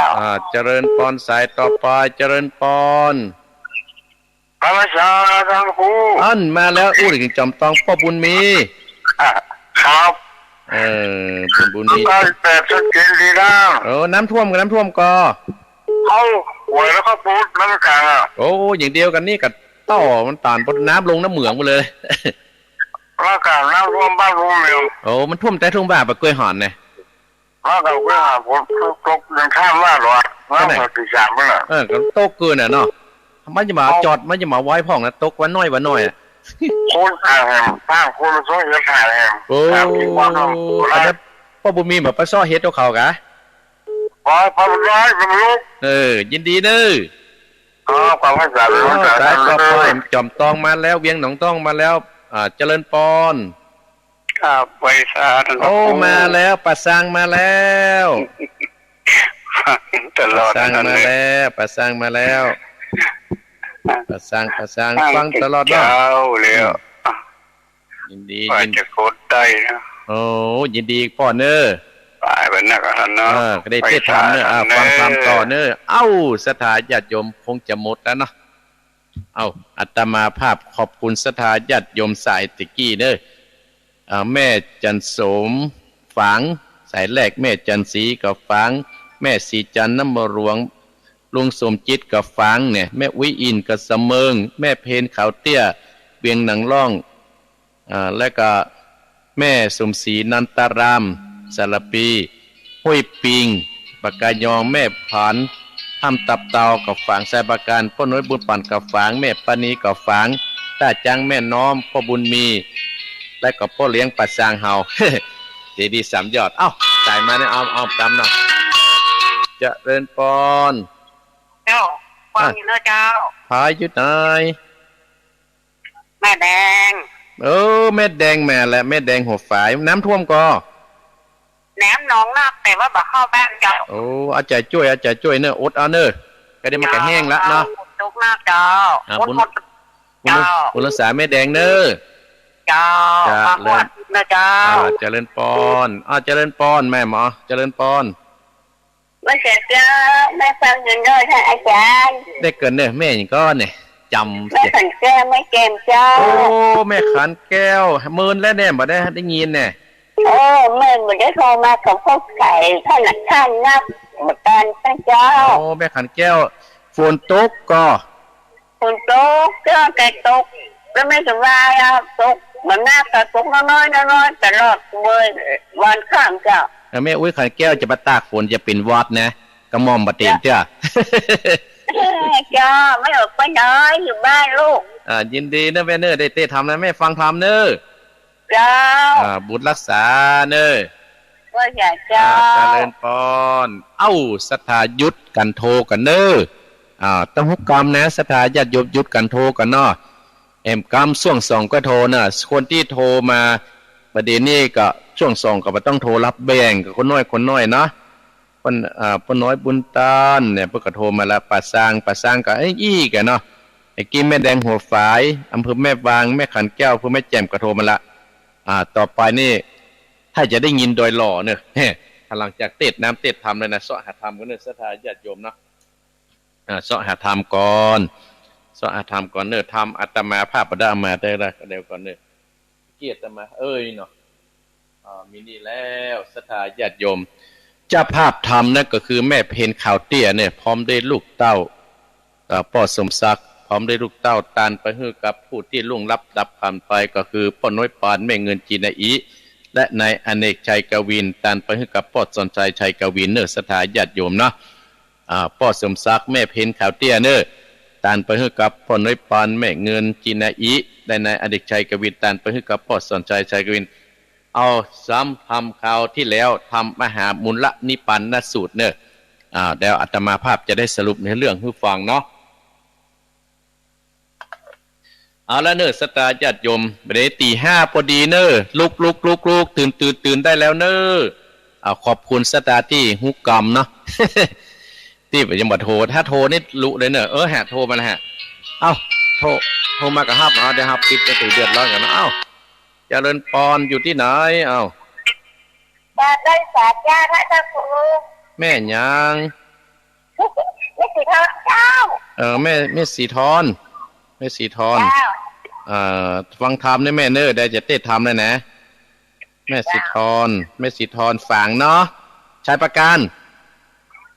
ชายประการเนอขอบคุณนะแม่เนอได้เต้นธรรมแล้วนะเนอโอเคเจริญปอนสถาญาติโยมอาตมาพระจะเต้นธรรมเลยนะบ่ปิดนะโทรศัพท์นี้บ่ต้องโทรแล้วเนอเห็นกับเดี๋ยวถ้าอาตมาว่าโทรสถาโทรเต็มที่จะเปิดโอกาสให้โทรช่วงแรกนั้นก็โทรมาเรียบร้อยแล้วช่วงทองก็เปลี่ยนคนโทรเนาะสถาญาติโยมเนาะอินดูที่เปิ้นเข้าเข้าจ๋าเนาะเอาละสถาญาติโยมอาตมาภาพจะเทศธรรมแล้วเนอเทศธรรมแล้วเนอหามหามุลนิพพานสูตรมหามุลนิพพานสูตรน่ะจะเป็นจะได้นั่นก็เจิญสถาได้สดับรับฟังการติดหน้าเปลี่ยนธรรมแล้วเนอสถาญาติโยมเอาธรรมที่อาตมาภาพที่โด่งดังมาในรายการวิทยุบ่าวน้อยกินขวานเอามาเทศแห่งกรรมสถาถ้าอย่าลืมเลยเนาะได้ปิดโทรศัพท์เนี่ยนี่ได้ปิดโทรศัพท์เนี่ยนี่ถ้าบัดปิดได้ยุ่งเลยนี่โทรมากับฮับเจริญปอนต่อแม่จ๋าท่านผู้เจ้าแม่หยังแม่ไหลเนอแม่ไหลแม่ไหลแต่ใจเจ้าแม่ลอยใส่ก็เตือมั้งบัดนี้เตือสันใส่เวียงปะเป้านะแม่นะเจ้ากับว่าสายฟังข้าครูอยู่เนอเจ้ายินดีแม่เนอยินดีเนอเจริญปอนแม่ลายเวียงสันทรายเจริญปอนปิดก่อนนะสถานกระเดียอาตมาถ้าจะเต้นทำประชุมเนี่ยละสถานญาติโยมติดหน้าได้จะทำเบาหน่วยกินขวานมาเนอะเนี่ยเพื่ออาตมาภาพเต้นเมื่อสมัยเปิดวิธีอยู่ใบเบาหน่วยกินขวานไอเบานั่นมันกินขวานควับนะขวานก็คือมุ้ยท่านสถานญาติโยมก็เจริญสถานได้เป็นเจ้าภาพได้เนี่ยแต่ละผูกละผมมี14ผูกสถานญาติโยมอาตมาภาพมาแกะคืนนี้นะเต้นเมื่อสมัยโดยน้อยนะแต่อาตมาภาพจะปิกมาเต้นติดหน้าเนื้อสถานญาติโยมเบาน้อยกินขวานเบาน้อยกินมุยนั่นนะอันนี้จะเอาทำผิดตายเต้นก่อนคือมามุรัตในปานสูตรก็ดีมีพ่อสุศักดิ์แม่เพนขาวเตี้ยการไปให้กับพ่อเลยปอนแม่เงินจินได้อีได้ในอเนกชัยกวินตานไปให้กับพ่อเพิ่นพ่อสนชัยกวินต่อไปตั้งอกตั้งใจฟังธรรมณบัดนี้เนอสตาญาติโยมนะโมตัสสะภะคะวะโตอะระหะโตสัมมาสัมพุทธัสสะยายะวารังใจยังสัพพะพุทธันติธัมมาพุทธาอิตังธัมมาอิตังอุปนิสยาวิรันโตอารัมปะกะเตสิสัตตาสัพพัญโญปะพุทธเจ้าเมื่อเข้าสู่นิพพานยังสริสำรันในแก้วโกดนิโกตารามปะก็ปารบถึงเศรษฐี2 คนผัวเมียอันตายไปเป็นเปรตเป็นเอตัมมาเตสัตนาพระตนแก้วกอดน้ำยังตามมามุนลัดนิปันนโสดอาจารย์เก่าจักกฎหมายโดยบทว่ากาตายยะปรังดังนี้เป็นตนในกาลกะหนึ่งพระพุทธเจ้าได้แสดงธรรมนุปปิกาตามิตานาศิระเป็นตนยังสั่งสอนสัตตาวงศา80,000 ตระกูลมีปัญญาสีสุโตตนานังปัจจาโคตมีเป็นปตานก็เสด็จออกจากเวียงไปเพื่อจักไปไหว้พระพุทธเจ้าในวันอุโบสถสินสายเดือนเพ็ญก็มิแลพุทธ เจ้าจริงกล่าวว่าภิกขเวดุราภิกขุทั้งหลายจงตั้งโสตาปัสสาทหูตาฟังธรรมเทศนาจิวามหามุลลนิพพานโสตนิเตออันว่าปุกตลาพุทธใดไก่ถึงสุขสัมปาการมินิพพานเป็นที่สุดแต่แลจุงปักกันนะรักษายังตะวันตั้งสามอื่นใดเตอกาญาตะวันคือตินเมื่ออื่นใดเว้นจากกันกษัตริย์ลักของท่านรักษาติดมืออย่าเตียวไปสู่อันเป็นบาปและเป็นโทษว่าจิตตะวันคือรักษาความมาสุปากแห่งตนได้ดีมโนตะวันรักษาจิตใจแห่งตนอย่ามีใจวิวนไปสู่ตั้งบาปนันเตอกันว่ารักษาตะวันตั้งสามเมื่อใดดังอันก็ได้ไปรอดนิพพานกันรักษาบอดใดก็จะถึงทุกในอบายตั้งสี่มินรกเป็นต้นบอดจากแต่นาปะกันเนิงเม่นว่ารักษาตะวันตั้งสามบอดใดก็ดีเม่นว่าตันเข้าของเงินกรรมก็ขึ้นถึงอานิกะปมก็อาดะนิสงบอดใดเหตุว่าบ่หักษาตะวันตั้งสามนานเต้าว่ากัดตำบ่ขาใส่นั้นแหละนาเม่นว่าได้ลักเข้าของท่านประมาณเงินสิกหนึ่งก็ดีเจอได้เสวยอานิสงส์พละวิบากเสมอดังเก่าสิทธนโรดานละเอ็ดว่าบาปยังนั้นก็มากั้งมาบังเสียก็จากได้เสวยปราวิบากนั้นเสียก่อนแต่จริงได้เสวยบุญทั้งหลายและนาปาการหนึ่งกะเมสุมิสาจารากันเล่นจูสู่พวกเมียตั้นก็จางได้ไปเสวยวิบากในอบายตั้งสี่มินรกเป็นต้นที่นันปาพุทธเจ้าจากเทศนาปราวิบากอันนั้นแจงจึงได้กล่าวเป็นกตาวาอาทิเตกะเตวิปติสัมมาสัมพุทธัสสะทิปะเกสิสัมมาทิโยปะโอนันตตังปฏิสุติกิตาได้ยินมาได้เมื่อพระพุทธเจ้าโตนจิวาพระราตนุนในโลกนี้ว่าอันปะก็อาศัยซึ่งปานตุตานิกรเป็นที่โยโคจรเข้าปินทิบาทกาบสาวกได้เส้นตนก็มีแดดยังมีวันอันหนึ่งชื่อว่าโพจนะส่วนบ้านนั้นก็มีเงินได้เส้นหลังก็มีแลยังมีเศรษฐีสองคนพวกเมียได้มาสู่สมกินอย่างเมื่อยังหนุ่มยังน้อยมีลูกสองคนผู้ที่ชื่อวาดนางเอ๋ยส่วนคนน้องชื่อวาดนางอีกก็มีส่วนเศรษฐีถึงสองก็มีใจศรัทธาสละเข้าของเป็นตานเดือนไหนเสียงหมื่นเป็นเงินบ่ขาดนับได้20,000เงินก็มีแลเศรษฐีถึงสองเต้าตันไปใจโจโอนเสียงอายโย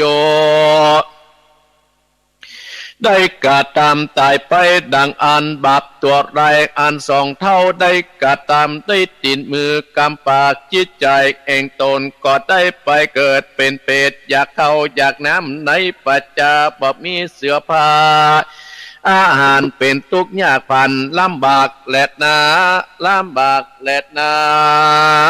มัจจิเมสัพปะเตตในการเที่ยงคืนดังอันเศรษฐีถึงสองก็มาสู่เงินลูกสาวทั้งสองคนพี่น้องนางเอ๋ยและนางอีกกล่าวว่าดุลาลูกฮักของพ่อแม่ถึงสองคนขอสู่เจ้าทั้งสองพากันไปสู่สำนักพระพุทธเจ้าไปไหว้สาตามพระพุทธเจ้าสัพพ ปัญโยคือหนูแจ้งแด่เตอเอ็ดนานได้พ่อแม่ตึงสองตันเป็นของอันมากตลับต่อเต่าได้แสนปีบอกขาดสายปอย บ่ได้เสวยบุญสักหน่อยได้เกิดเป็นเพศอยากเข้าอยากนามในปัสสาบ่มีเสือและภาสันนิจาแม่นดังเดือพุทธเจ้าตนประกอบไปโดยทิพปัจจคุญาณก็จักเล่งอ่านแต่แลตินานางเตเวตาตั้งสองฟังกำพ่อกำแม่ของตนว่าสันนานจริงปาการตกแต่งขันเข้าตอกดอกไม้แล้วก็ปาการเข้าไปสู่สำนักพุทธเจ้าแล้วก็ไหวติดเตาอาเองตุนตามพระพุทธเจ้าว่าพันเตปะกวาคเดพระพุทธเจ้าพ่อแม่ของข้าจึงสองคนได้กัดตามบนดานเสียงเก้าของ18โกดก็มีแลส่วนตุกาก็บ่ได้ไปกดไปงอและไปขอของไผมาตานไปหาพ่อตานไปหาแม่บัดนี้พ่อแม่ของกาจึงสองคนบ่ได้เสวยบุญสิ่งใดก็ยังบ่ปนจากกันเป็นเปรตด้วยกรรมวิบากยังได้จาติดนันพระพุทธเจ้าก็ติสนายังมหาบุญลาภนิพพานโสดวสีลังลักกิโตสตาติโสปะปะตังอันนี้ย่อมเป็นมหาบุญลาภนิพพานโสดการอักษาเสนจึงได้ประรอดนิพพานจะแรตือวุฒตังเอ็ดดังอันพ่อแม่ของสู่เจ้าตั้งสองเมื่อยังหนุ่มยังน้อยมาอักษาศีลบอดได้เอ็ดว่ากระตามกว่าพิศีลพิธามเลยบอดได้อักษาศีลสักเถื่อประการหนึ่งก็บ่อาจรักษากะวจิตอันสักอันเต้ากะตามปัตนาติบาตได้คานกตัวน้อยจากเอาเลือดนกนั้นมาผสมกับยารมอันหนึ่งได้ไปลากเข้าของเองต้านผู้อื่นที่ค้าขายด้วยกันประการหนึ่งและนาแห่งแม่เจ้าต่างสองได้ไปลักเอาฝ่ายแม่ยิงคนอื่นเต็มประการเล่นจูจากผัวตนติดว่าสองคนผัวเมียบ่มีศีลบ่มีธรรมได้กับตนสักหน่อยเต้าใดตานสิ่งเดียวตรับต่อเต่าเสียงอายุกากันว่าตายก็ได้ไปเกิดเป็นเพศอยู่ในปัจจาบ่มีเสื้อผ้าก็กินปืนทุกเกินลำบากอยู่ในปัจจาปิดิบติดอันเพศต่างสอห้องจักเสวยทุกอยู่ในปัจจาติดนั้นประมาณได้10,000 ปีก่อนจะแลกันว่าโพนนาจากเพศแล้วก็จากไปตกหยุดในนรกกุมปีหมดน้อยใหญ่ลำดับไปหลอดมาอวิจีเสียงอสงกายก่อนแลเอ็ดนานวิบากกรรมเบนจากขวบเมียก็ขวบพิสินพิตามเองพุทธเจ้าเต้าว่าดานสิ่งเดียวตลับต่อเต้าจนเสียงอายุตนพุทธเจ้าจิว่าวิปัสสิติสัตนากรรมวิบากคือแจงแก่นางติตาตั้งสองปอดิสัตตั้งสี่วันนั้นสาธิตาส่วนว่าลูกเงงสาวเองผู้เสติตั้งสองก็ความอย่างผู้กาจักด้านธรรมอันใดจากพ่อแม่ของกาตั้งสองได้พ้นจากการเป็นเปรตได้เสวยสุขสดสำราญตุ้ยนอนพระพุทธเจ้าก็ติสัตนาวาสภาตานังธรรมะตานังจิตนาติสปาลโสธรรมะละโสจิตนาติสปาลติธรรมะละติจิตนาติตันอังกตโตสปาตุกังจิตนาติกันตามเป็นตันนันก็ย่อมปรับแปรอันตันตั้งมวลลดแห่งปาตามสัตตามก็ย่อมแปรยังลดลายดีตั้งมวลการยินดีซึ่งพระสัตธรรมนั้นก็ปรับแปรอย่างอันดีตั้งมวลการเสี่ยงแห่งตัณหา มีกามตัณหาเป็นตนก็ด้วยเหตุนี้ปรับแปนาทุกตั้งมวลแตะแดดดุรานังตั้งสองปีว่าใครหือพ่อแม่ตั้งสองเองนางได้รีบโปนจากตั้งโตกตั้งอยากกายใดเตยต้านทำยันเตอเอ็ดว่าโอปาติอาเป็นตามน้ำสูตรนิพพานว่าปาพุทธเจ้าตั้งหลายล่วงพ้นไปแล้วมากกว่าเม็ดอินเม็ดทรายในน้ำมหาสมุทรสาครถ้ามีธรรมเกิดในใจก่อนมีศีลธรรมตั้งมั่นในใจก่อนแล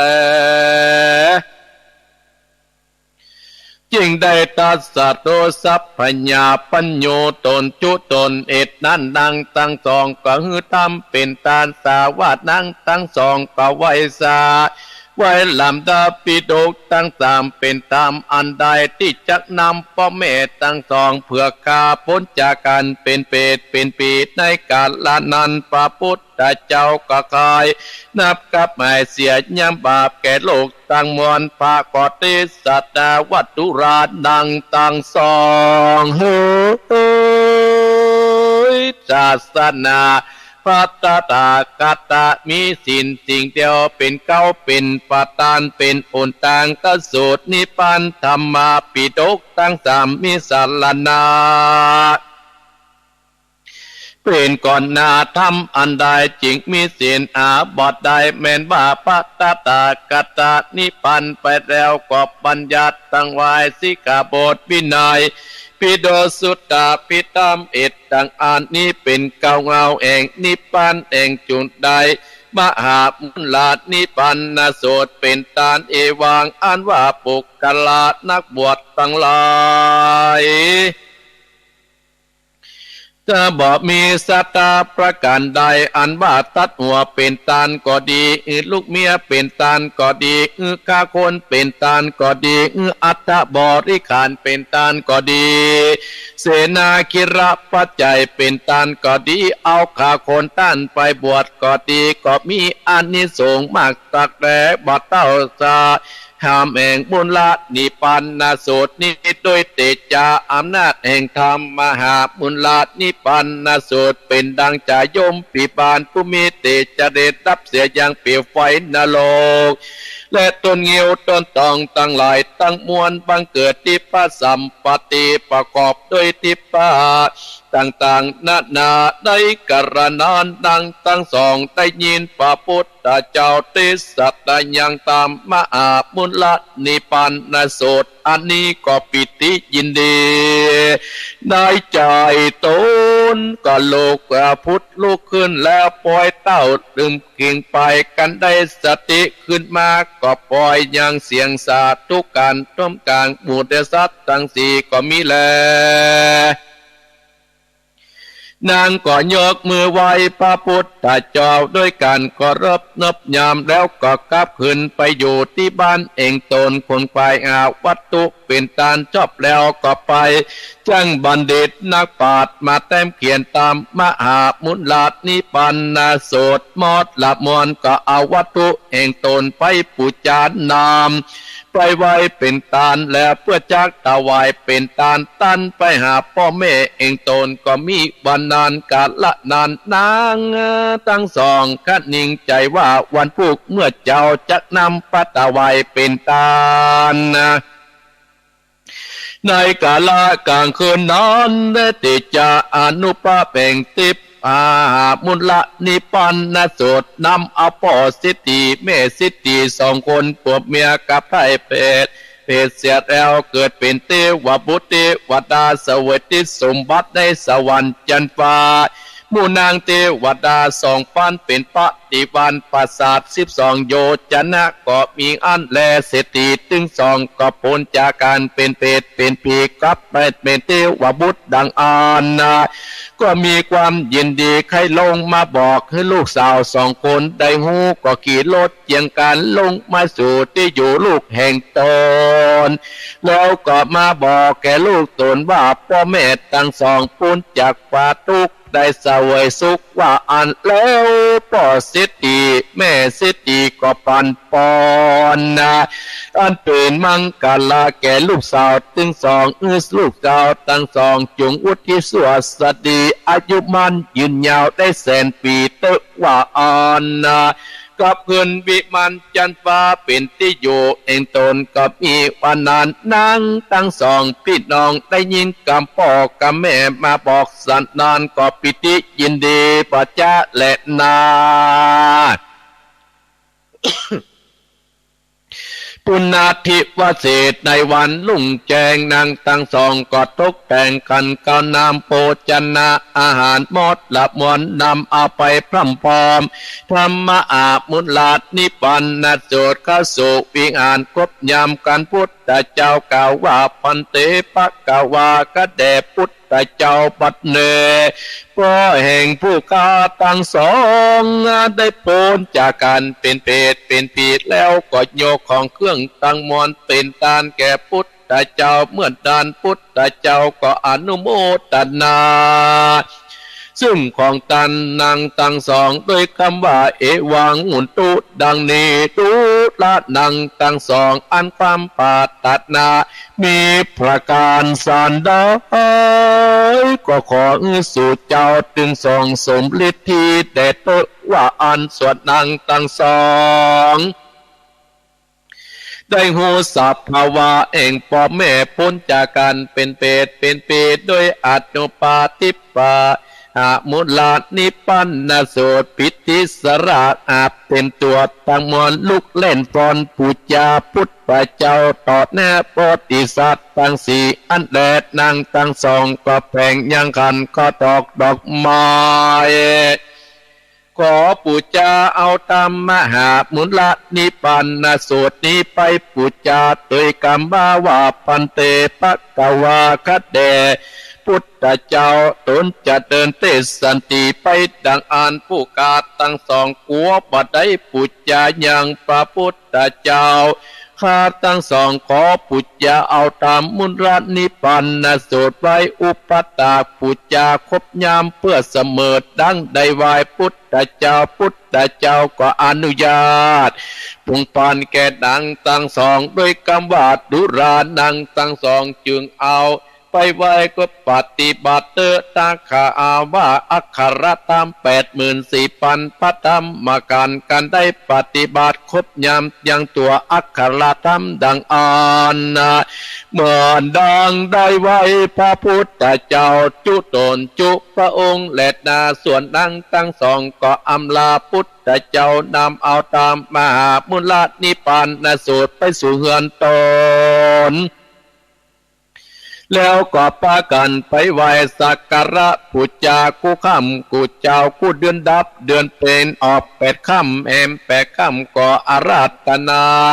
เทศนาธรรมฟังคำสอนแต่เตสาปินังตั้งสองก็ได้กัดตามตันรักษาศีลเมตตาเป้าวัดนาภัยปัจจาตรับต่อเตาโจรเสียงอายุเองตนตาโตจติตาจันตสุติยาอุปสันติอันว่านังตั้งสองเมื่อตายจากเมืองคนแล้วผู้พี่ก็ได้เกิดเป็นเต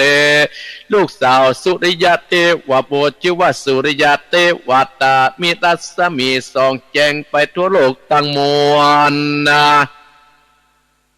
ส่วนคุณน้องก็เอาตนไปเกิดเป็นจันตาลูกสาวจันตาเทวบทชื่อว่าจันตาเทวตามีรัศมีส่องแจงทั่วจุมปูเทวาสุมนุสาลาตินางตั้งสองดวนเต้วไปในวัฏสงสารอยู่ใจนางผู้พี่เกิดได้เป็นนางเขมาภิกขุณีสาวกวิกาเองปัตตตากาตะส่วนนางผู้น้องเกิดเป็นนางอุปติวนาเทดีเป็นอาคสาวิกาเองปัตตตากาตะในตุมเอปะเรนโตสุเมภิกขเวดุราภิกขุตั้งหลายอันว่าท่านตั้งหลายปรารถนาเอาสุขสัมประการมินิพพานเป็นแล้วสายจุงได้ประการอาสายังกายาวจีมโนตะวันแห่งตนนะ กรรมบาบท10ประการได้แต่เตอจากได้ถึงสุขสามประการสมดังกรรมกรรมปานาเองตั้นตั้งหลายจุประการบอจาเด็ดนาสตาสัพพัญโยพระพุทธเจ้าโต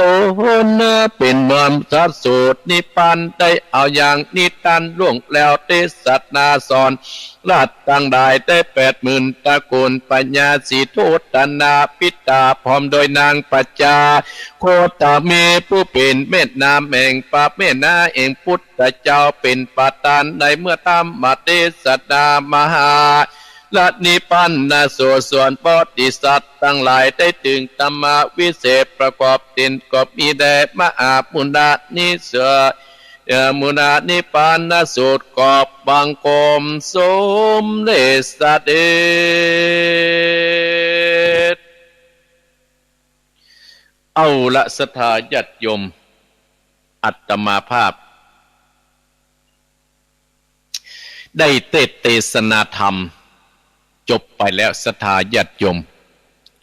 โดยมีท่านเจ้าภาพคือแม่เพนข่าวเตี้ยพร้อมด้วยลูกเต้าได้ญาติกาพี่น้องได้ปูจาทำพรุ่งนี้ปูจากูลของพ่อของแม่คือพ่อน้อยปันแม่เงินจีนาอิศรัทธาญาติโยมและก็นายอเนกชัยกวินได้ปูจาทำตานไปให้กับพ่อแห่งตนชื่อว่าพ่อสอนชัยกวินที่ต้องรับดับผ่านไปก็ขอให้เป็นบุญเป็นกุศลแม่เห็นเนื้อเกรกำเดียวก็ตรวจน้ำเนื้อได้สรุปเนื้อเรื่องให้ก่อน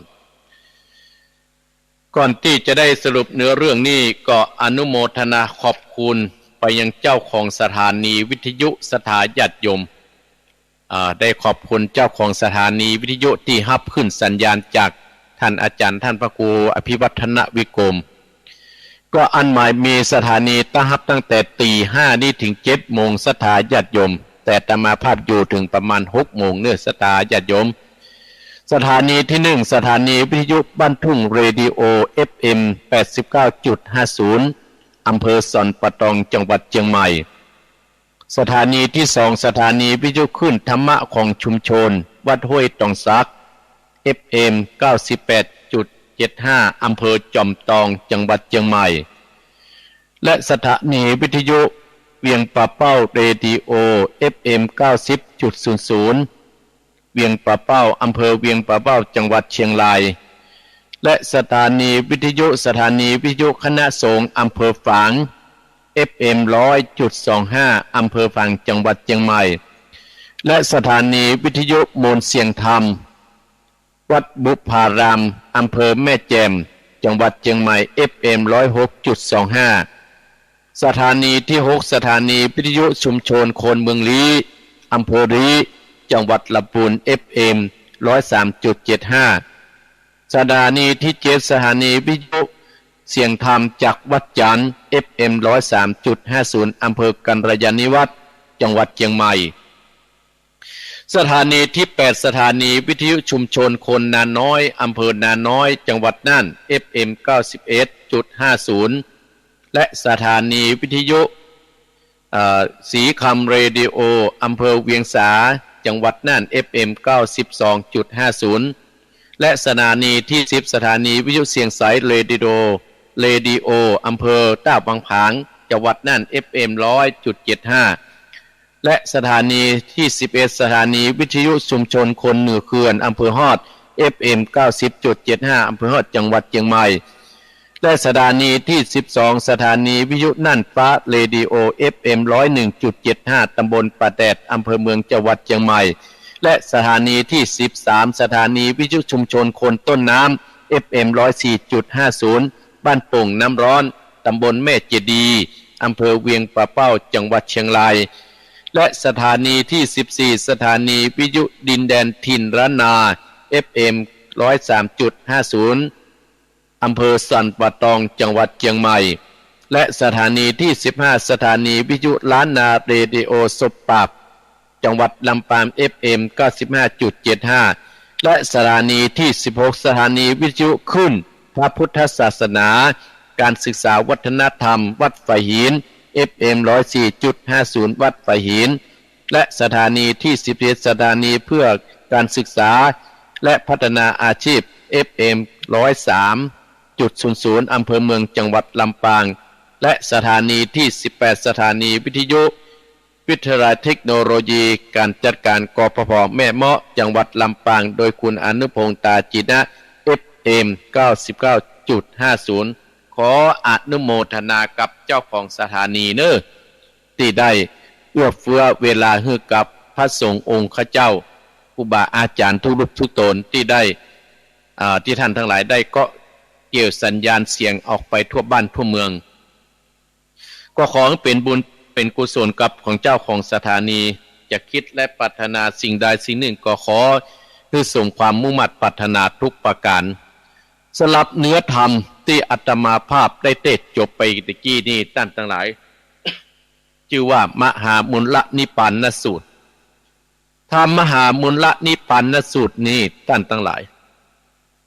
มีเนื้อเรื่องเปิ้นก็ได้ยกเป็นมรดกเป็นนิทาน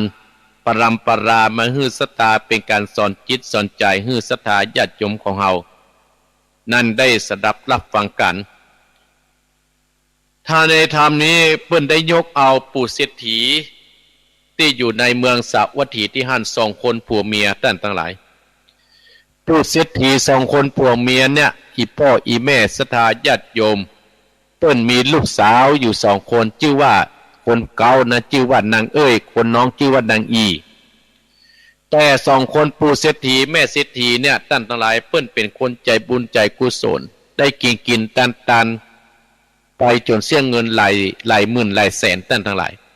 แต่ลูกสาว2คนเนี่ยฟังกำพ่อกำแม่พ่อแม่เปิ้นสอนอย่าใดลูกสาว2คนนางเอ้ยนางอีนี่นะเปิ้นก็น้อมรับและปฏิบัติตามคำสั่งสอนของพ่อของแม่เปิ้นเพราะว่าพ่อแม่เปิ้นสอนมาดีคือฮักกันแปลงกันช่วยเหลือเติมแท่งกันให้จูดูแลกันยามพ่อแม่บ่มีเนี่ยจะไปพิษจะไปเถียงกันพ่อสิทธิเปิ้นสอนอีท่านทั้งหลาย2คนเนี่ยเชื่อกำพ่อกำแม่ท่านทั้งหลายเชื่อกำพระพุทธเจ้าเลื่อมใสในพระพุทธศาสนาของเฮาอยู่มาเนื่องบุพกรรมนั่นก็ได้นำพามาถึงพ่อสิทธิแม่สิทธิท่านทั้งหลายเมื่อมีเกิดและมีแก่มีเจ็บมีตายเป็นเรื่องธรรมดาสุดท้าย2คนนี่ก็เป็นลูกกำพร้าพ่อกำพร้าแม่พ่อเศรษฐีก็ได้เสี่ยงแม่เศรษฐีก็ได้เสี่ยงชีวิตตายไปท่านทั้งหลายพ่อเศรษฐีแม่เศรษฐีตายไปกันละลูกเต้า2คนชื่อว่านางเอ้ยและนางอีอยู่ที่บ้านที่จองแต่นางเอ้ยนางอี2คนพี่น้องเนี่ยก็จำกำพ่อกำแม่ว่าจะไปพิษว่าจะไปเถียงกัน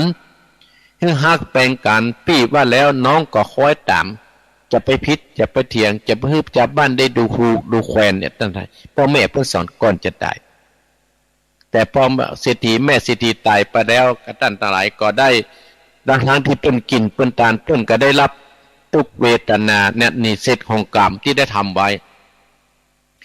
พ่อเศรษฐีแม่เศรษฐีตายไปท่านทั้งหลายก็ได้รับทุกเวทนาอยู่ที่ปะเหี้ยวปะจาพุ่น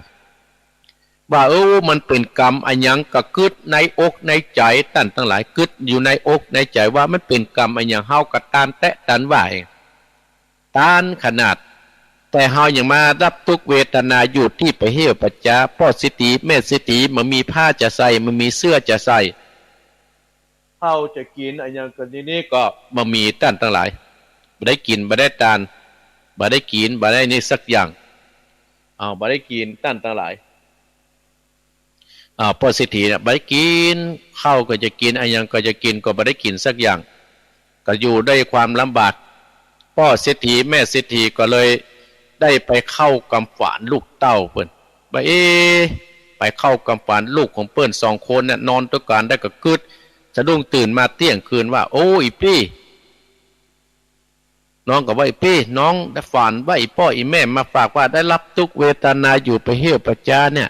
อีพ่ออีแม่ว่าลูกแจ้งเจ้ามานั่งฮื้อไปถามพระพุทธเจ้าเน่ยไปถามพระพุทธเจ้ากำเนี่ยท่านทั้งหลายพ่อเศรษฐีแม่เศรษฐีเปิ้นมาเข้ากำฝันลูกของเปิ้นก็โตอกจะแจ้งเจ้ามาท่านทั้งหลายพี่ของเปิ้นน้องเปิ้นก็ช่วยกันจัดแต่งดาทูบเทียนดอกไม้ไปปูชาถามพระพุทธเจ้าว่าเป็นวิบากกรรมเวรอย่างที่พ่อของเปิ้นเนี่ยได้ตายไปกระทั่งที่พ่อเปิ้นเนี่ยก็ได้ สร้างวัดสร้างวาได้บริจาคหันบริจาคนี่ทั้งที่เขาสองคนนักตานคือพ่อคือแม่อีพ่ออีแม่ยังบ่ได้ครับของกินของตานไปถามผู้เจ้าพุทธเจ้าของเฮาก็ได้มีทิพยานจักขุหูพ่อหันพ่อหันท่านทั้งหลาย มาเนี่ยได้หูพ่อหันได้รับการนั่งพ่อโอ้ก็ได้มาบอกว่าเนี่ยพ่อของสู่เจ้าเนี่ยเมื่อเกิดเป็นคนเนี่ยเศษกรรมเนี่ยท่านทั้งหลายเศษกรรมที่พ่อเศรษฐีเนี่ยได้ทำไว้เมื่อเป็นคนพ่อเศรษฐีเมื่อเป็นคนนั่นน่ะได้ไปลักเม็ดลักนั้นไปเล่นจูเล่นไปคนนั้นคนนี้แม่ของนั้นก็ไปลักเล่นและไปลักของได้ฝ้ายมาเป็นของตัวเก่าเศษกรรมนั้นเอาให้พ่อเศรษฐีแม่เศรษฐีได้เกิดเป็นเพศเป็นผีอยู่ในประเทศประจาพุ่นตั้นทั้งหลาย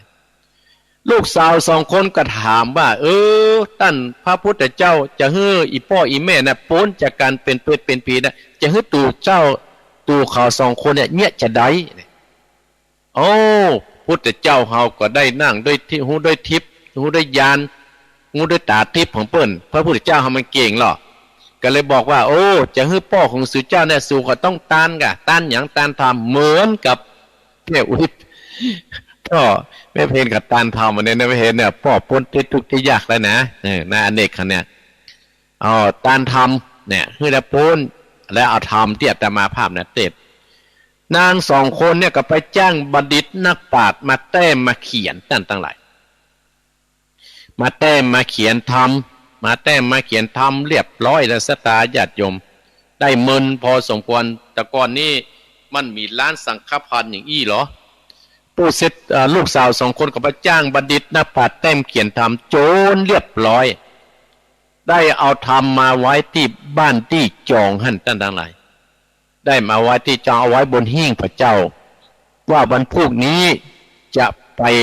ตานให้กับพระพุทธเจ้าไปตานพระพุทธเจ้าท่านทั้งหลายโดยอานิสงส์แห่งพระธรรมเทศนาที่ลูกผู้เจ้าไปแต้มตะเขียนมหามุนีนิพพานสูตรน่ะก็ได้กลับเอาพ่อเศรษฐีได้เกิดเป็นเทวบุตรเอาแม่เศรษฐีได้เกิดเป็นเทวดาโอ้มีลูกน้องป้องไปมีเทวดาอ้อมล้อมอย่างมหาศาลอีพ่ออีแม่ศรัทธาญาติโยมบรรดาพ่ออุ้ยแม่อุ้ยพ่อออกแม่ออกพี่น้องคณะศรัทธาด้วยความฮักของพ่อของแม่ท่านทั้งหลายแม้นได้เกิดเป็นเทวบุตรก็ดีแม้นบ่เกิดเป็นเทวดาก็ดีความฮักอะไรยังมีต่อลูกต่อเต้าเนี่ยพ่อเศรษฐีแม่เศรษฐีก็เลยได้ลงมาบอกคือกับลูกเต้าสองคนที่ในเมืองคนบอกว่าเอ้ยอีเฮ้ยอีพ่ออีแม่ของนี่เนี่ยประเด็นเนี่ยพ้นจากการเป็นเพศเป็นผีแล้วเนอะได้เกิดเป็นเทวบุตรอีพ่อได้เกิดเป็นเทวบุตรแล้วมีนางฟ้านางสวายแวดอ้อมล้อมเป็นบริวารบ่ต้องเป็นห่วงแล้วเนอะส่วนแม่ของเจ้านั้นเกิดเป็นเทวดาก็มีนางฟ้าอ้อมล้อมเป็นบริวารแล้วเนี่ยท่านทั้งหลาย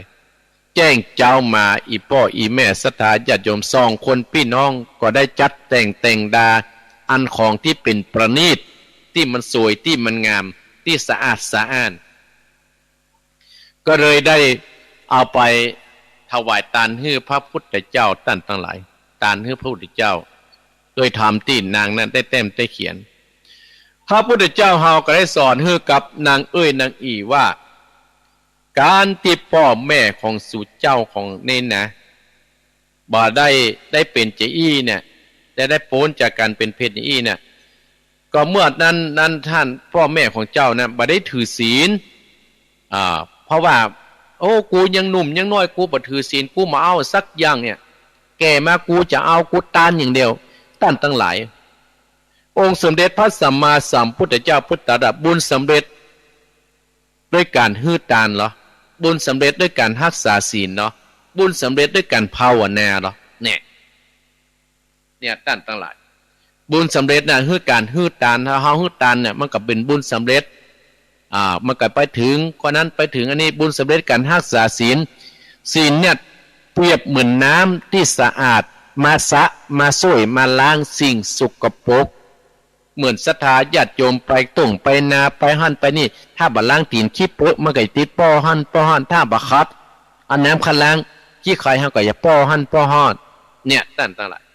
และศีลเหมือนเปรียบเหมือนน้ำที่สะอาดมาสะมาโซยมาล้างของกินของทานของเฮาเนี่ยตั้นตั้งหลายไปงานพิธีก็จะหันว่า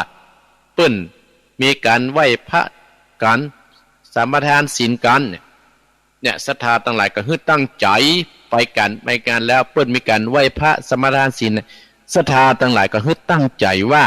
ตั้งใจน้อมรับและนำไปประพฤติปฏิบัติกันที่บ้านที่จองถ้ามานำไปประพฤติปฏิบัติไม่เคยเป็นนี้ศรัทธาญาติโยมมันก็บ่ศักดิ์สิทธิ์ธรรมะก็ตามอัญญังก็ตามตั้งหลายถ้าว่าเฮาตั้งใจทำแล้วนี่นะเฮาตั้งใจประพฤติปฏิบัติแล้วมันก็จะเป็นแก้วเป็นกูลกับเฮาแล้วเฮาจะได้รับผลของนั้นเมื่อลูนเหมือนกับน้ำทำกับสอนที่นางนางอีได้ตานทำเพื่อกับป่อกับแปนนางนางอีก็กลัวว่าโอ้กลัวพระพุทธเจ้าเนี่ยเตโอเตดไปสันทีไปที่อื่นกลัวพอได้ปุจจาก็ได้ขอปุจจาเอาพระธรรมเทศนานะไปไว้ที่บ้านที่จองว่าจะปฏิบัติตามคำสั่งสอนขององค์สมเด็จพระสัมมาสัมพุทธเจ้าที่ได้สั่งได้สอนไว้นางนางอีเนี่ยก็ท่านทั้งหลายเปิ้นกับปฏิบัติดีปฏิบัติชอบมาโดยตลอดจนเป็นบุญเป็นกุศลเดือนดับเดือนออก8 ค่ำแฮม8 ค่ำเดือนดับเดือนเปงนางนางอีเนี่ยก็จะนิมนต์ตุเจ้าเปิ้นมาเทศนาธรรมสถาญาติโยมทั้งหลายผลสุดท้ายในการประพฤติปฏิบัติของนางนางอีนี่นะผลสุดท้ายในการปฏิบัติของนางนางอีนางผู้ปี้คือนางเนี่ยนะก็ได้เกิดเป็นลูกสาวของสุริยะเทวบุตรและชื่อนางว่าสุริยะเทวทิตามีรัศมีส่องแจ้งไปทั่วโลกตั้งมวลส่วนคนน้องได้กำเนิดเป็นลูกสาวจันตะเทวบุตรชื่อว่าจันตะเทวทิกาส่องแจ้งไปทั่วโลกจุมปูเนี่ยต่างๆแต่คนเฮานั้นก็หนีด้วยประโปนสุดท้ายนั้นก็เตวไปในวัฏสงสารเสี่ยงชีวิตแล้วเตวกลับจัดแต่ตายไปเกิดใหม่ๆนางผู้ปีได้เกิดมาแห่มจันได้เกิดเป็นนางเขมาภิกขุณีเนี่ยที่ในพระพุทธศาสนาที่ในที่พุทธเจ้าเล่ากันนางผู้ปีนะได้กินได้ทานได้เกิดเป็นแล้วได้เกิดเป็นนางเขมาภิกขุณีและส่วนผู้น้องได้เกิดเป็นนางอุปรวรรณเทรีปัจจุบันที่เปิ้นจ้างเอามาเล่าให้ศรัทธาฟังเนี่ยโดยอานิสงส์แห่งการคุณงามความดีที่หมู่เฮาตั้งหลายเพราะว่าความดีเนี่ยถ้าเอาทำแล้วเนี่ยปานนึงตกน้ำปะตกน้ำตกไฟตึงบ่หลายศรัทธาญาติโยมอันนี้อาตมาภาพก็ขออนุโมทนากับท่านเจ้าภาพที่ได้เป็นเจ้าภาพในตอนเจ้านี้เป็นกันนิดกันนี้เนาะศรัทธาญาติโยมเนาะโอ้วันนี้ดีเนอะศรัทธาญาติโยมมันล้มเฮ้ยศรัทธาปฏิบัติเนี่ยเนอะอันเก่าเนี่ยบัดดีไปแล้วศรัทธาเสียประเดือน500นะศรัทธาประเดี๋ยวเช็คไปว่าโอ้สายมันขาดทำไมฮะคอมก็รู้เป็นตัว2-3ตัวแล้วตั้งเล่นวิทยุมาเนี่ยศรัทธา7 วันกันนี้ให้จะขอท่านอาจารย์ท่านพระครูให้เอาแบบนี้นี่มันง่ายกับอาตมาภาพเนาะก็ถ้ามันออกได้ก็ออกคือศรัทธาอาตมาภาพดีใจได้อยู่กับบรรดาศรัทธาญาติโยมมาใจเวลาตั้งแต่4 มาถึงประเดี๋ยว5:40 นาทีและศรัทธาญาติโยมเปิดโอกาสให้ศรัทธาญาติโยมช่วงที่2ได้ได้จ๋าอาตมาภาพก็จะออกก่อน5 นาทีหรือว่า10 นาทีเนาะแล้วก็ฟังอาจารย์วรรณชัยต่อไปจะโทรเพื่อศรัทธาโทรประมาณ10 นาทีช่วงหลังนี้เนอะศรัทธาญาติโยมเนาะช่วงหลังนี้เนาะอาตมาภาพเจิญศรัทธาญาติโยมโทรมาได้0828857225บอกขึ้นโทรได้เลยเนอะช่วงที่2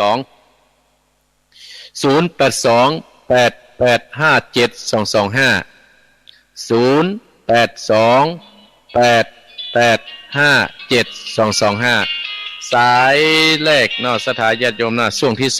2สายแรกช่วงที่2นั้นจะเป็นไผจะเป็นอุบาสกหรือว่าอุบาสิกา เจริญพรครับไว้สักครับท่านก็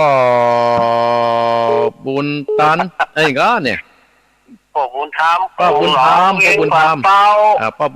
พ่อบุญธรรมเวียงปับเป้าบงหนองปงหนองครับปงหนองเนาะวันนั้นมาวันที่18แท้มาวันที่18โอ้ฝนตกกับพ่อฝนตกวันนั้นฝนตกมากเลยโอ้หมดเลยเนาะฝนตกขนาดเลยยินดีนะปอเนอร์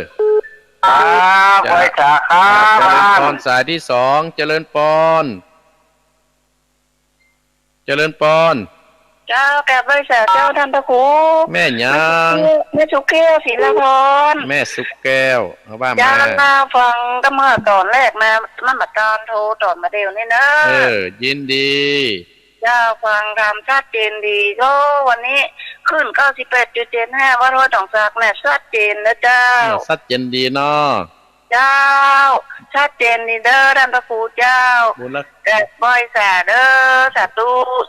เจ้าสายต่อไปเจริญพรเจ้าท่านพระครูเจ้าโทรมาจากบวก5ตำบลนครกิเดียอำเภอเบอร์ซางจังหวัดลำพูนเจ้าบวก5ชัดเจนดีกับแม่เนาะก็มันผมพอเจ้ามันโสดๆแล้วต่างเนาะเหมือนกันไม่เป็นธรรมดาเนาะบางที่ก็ชัดเจนเนาะแม่เนาะบวก5จ้าแก้วของทางเจ้าแม่แก้วยินดีนะแม่เนอไว้สาเจ้าสายต่อไปเจริญพรกับไว้สาเจ้าท่านพระครูยังไม่โทรมาจองรายการนะเจ้าแม่สายทองเจ้าชัดเจนดีเจ้าชัดเจนนะแม่เนาะฝนตกก็ตกกลางวันเจ้าเป็ดเดียวก่อนยังไม่รักษาสุขภาพนะแม่เนอเย็นนะเจ้าเจริญพรสายต่อไปเจริญพรว่าเจ้าพระครูแม่ยังคำปันแม่คำปันโอ้เมินแล้วบัดโทรมาแน่เมินแล้วบัดโทรฟังตลอดนะฟังตลอดมาฮึ่งกำลังจ่อยบัดโทรมาแน่ยินดีแม่คำปันนะเจ้าบุญรักษาแม่เนอเจ้ากรรมสารเจ้าสายต่อไปเจริญพรแม่ยังเจริญพรพุทธาเจ้าแม่ยังอยู่ไหนไม่ได้บ้านปงเหาเจ้าปงหนองแม่นิดกะโอ้แม่นิดวันนั้นแม่นิดไปบนดอยว่ะตอนนั้นอยู่ได้ไปเจ้าไปพอดีอันหมอผมไปอบรมเจ้าเลยมันไปอบรมเนี่ยเจ้ายินดีนะแม่เนอได้ไปสักกับหมอวันนั้นนะอาตมาไปวันแรกเพราะว่างานที่วัดมีไปวันที่18วันที่18ไปสวดมนต์แต่หลายๆตนนะกะสุดตบมือขอยินดีแม่เนอติดแล้วนะฟังหนักขาดหายขาดวันนี้เนาะแม่วันนี้ฟังชัดเจนดีเจ้ายินดีเนอเป็นกำลังใจนะเจ้าเจริญพรเมนิดปุ่งน้องอาสาตั้งได้แหมเจริญพรแล้วกาวิสาเจ้าไอ้พระครูเจ้าแม่ยังกรุงเทพเจ้าลืมชื่อแล้วแม่อยู่กันลืมมันหันได้กันเนี่ยแม่สิรินทิพย์ได้ยินกันแม่ฟังอินเทอร์เน็ตกะฟังอินเทอร์เน็ตเจ้าฟังทุกที่เจ้าเข้าใจดีเนาะเจ้าเข้าใจดีเจ้าฟังไม่ช่วยสวดมนต์ไปด้วยแม่ปิ๊กจะมาเชียงใหม่เมื่อใดก็คงจะติดออกภาษาแล้วคุณเจ้ายินดีเนอถ้าคุณนิดมันมีปัญหากับการออกภาษาแล้วก็จะไปการกระถิ่นแต่ก่อนนี้นะยินดีนะแม่เนอบุญรักษาแม่เน่ไม่สิรินทินเนอจะเลินปอนสายต่อไปจะเลินปอนบริษัทเจ้าทางตะโกฟังเจริญจากทำทางแม่น้อยอุตุดีเจ้ามาไหนน้อยเจ้าแม่น้อยบ้านหนึ่งก็แม่เป็นอุตุดีเจ้าอุตุดีไม่ตั้งใดไหมลำปางเหรอลำปางเจ้าฟังบุญวัดมังเม็ดเสียเวลาเนอยินดีนะแม่เนอยินดีนะแม่เนอฟังวัดติดแนมเนอเจ้าโอ้ยสาเจ้าที่กับลำปางก่อนมาที่หั่นกับมาเจริญพรสายต่อไปเจริญพรเราแต่พระแขกเจ้าท่านพระครูเจ้าแม่หลวงสายฝนกันเนี่ย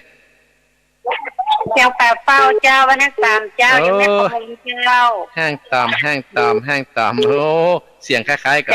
แม่คำมูลอยู่เนอฟังอยู่เนาะเจ้าชัดเจนดีเนาะเจ้าชัดดีเนอเจ้าดีแม่สายต่อไปเจริญพรยังปะเป้าแม่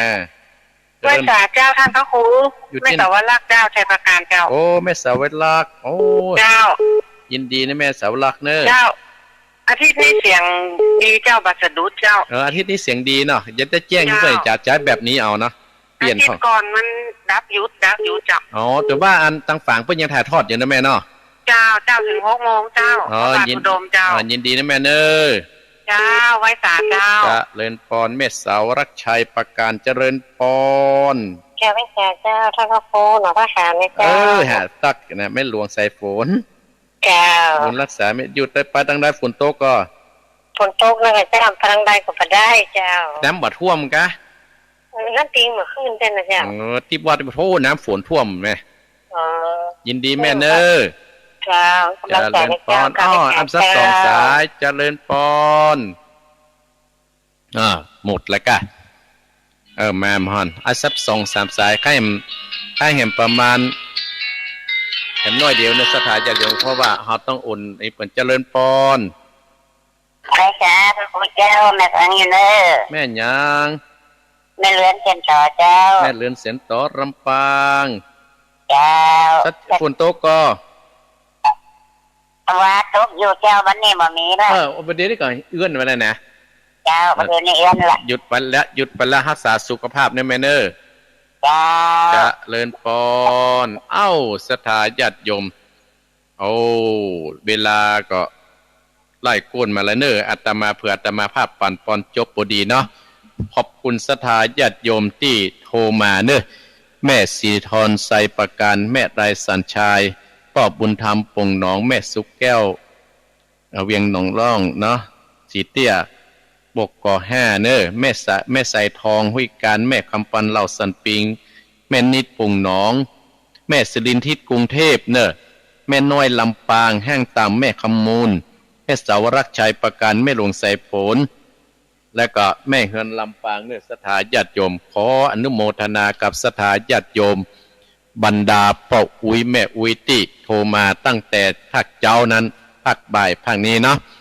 อาตมาจะมาพบปะพี่น้องคณะสถาญาติโยมแห่มวันอาทิตย์หน้าเนอตั้งแต่ตี 4 ถึง 6 โมงสถาญาติโยมวันนี้ออกแบบลายคุณว่าอีเนาะเริ่มไม่มีเพลงแห่ให้สถาญาติโยมนะไม่มีเพลงแห่ให้สถาญาติโยมเนาะก็เลยก็เอาก็จะละล่ำลาสถาญาติโยมเนาะออกก่อนเวลาเนออาตมาก็ให้สถาตั้งอกตั้งใจฮับปอนเนอตั้งอกตั้งใจฮับปอนในสถาญาติโยมเนาะตั้งอกตั้งใจฮับปอนณบัดนี้เนอท่านเจ้าภาพเจ้าสถาเนอยันถาวะทิวหาปุราปฏิปุเรนติสาคารังเอวะเมวะอิโตทินังเอกานังอุปกัปปติอิจิตังปฏิตังตุมหังคิปะเมวะสมิจันตุสเพปุเรนตุสังกปาจันโตปนะตะโสยถาเอวังหุนตุดีระอาจารย์ในวันนี้ก็หากเป็นบัณฑิตทิฏฐิอันวิเศษเหตุนั้นก็ไม่มีศรัทธาท่านเจ้าภาพเจ้าศรัทธาได้ประจาเอาพระธรรมเทศนาพวกนี้จากการไปญาติกาพี่น้องจุผู้จุคนเตียงแต่หรีกรรมบดีพุทธเจ้าตรัสเทศนาว่าใจยสิทธิทานังราพังโสถีภคยังสุขังพนังสินุจวันโนจะโพกังอุติจยสวาสตวันจันจชีวสิทธิภวันโตเตสัพพิติโยวิวัสสันตุสัพพะโรโกวินาสันตุมาเตมตรายโยสุขีติขายุโกภวะอาภิวาทนาสีริสะนิจังอุตตาปจายโนจัตตารโอธรรมาวัฏันติอายุวันโนสุขังโสพ่อเกิดจาก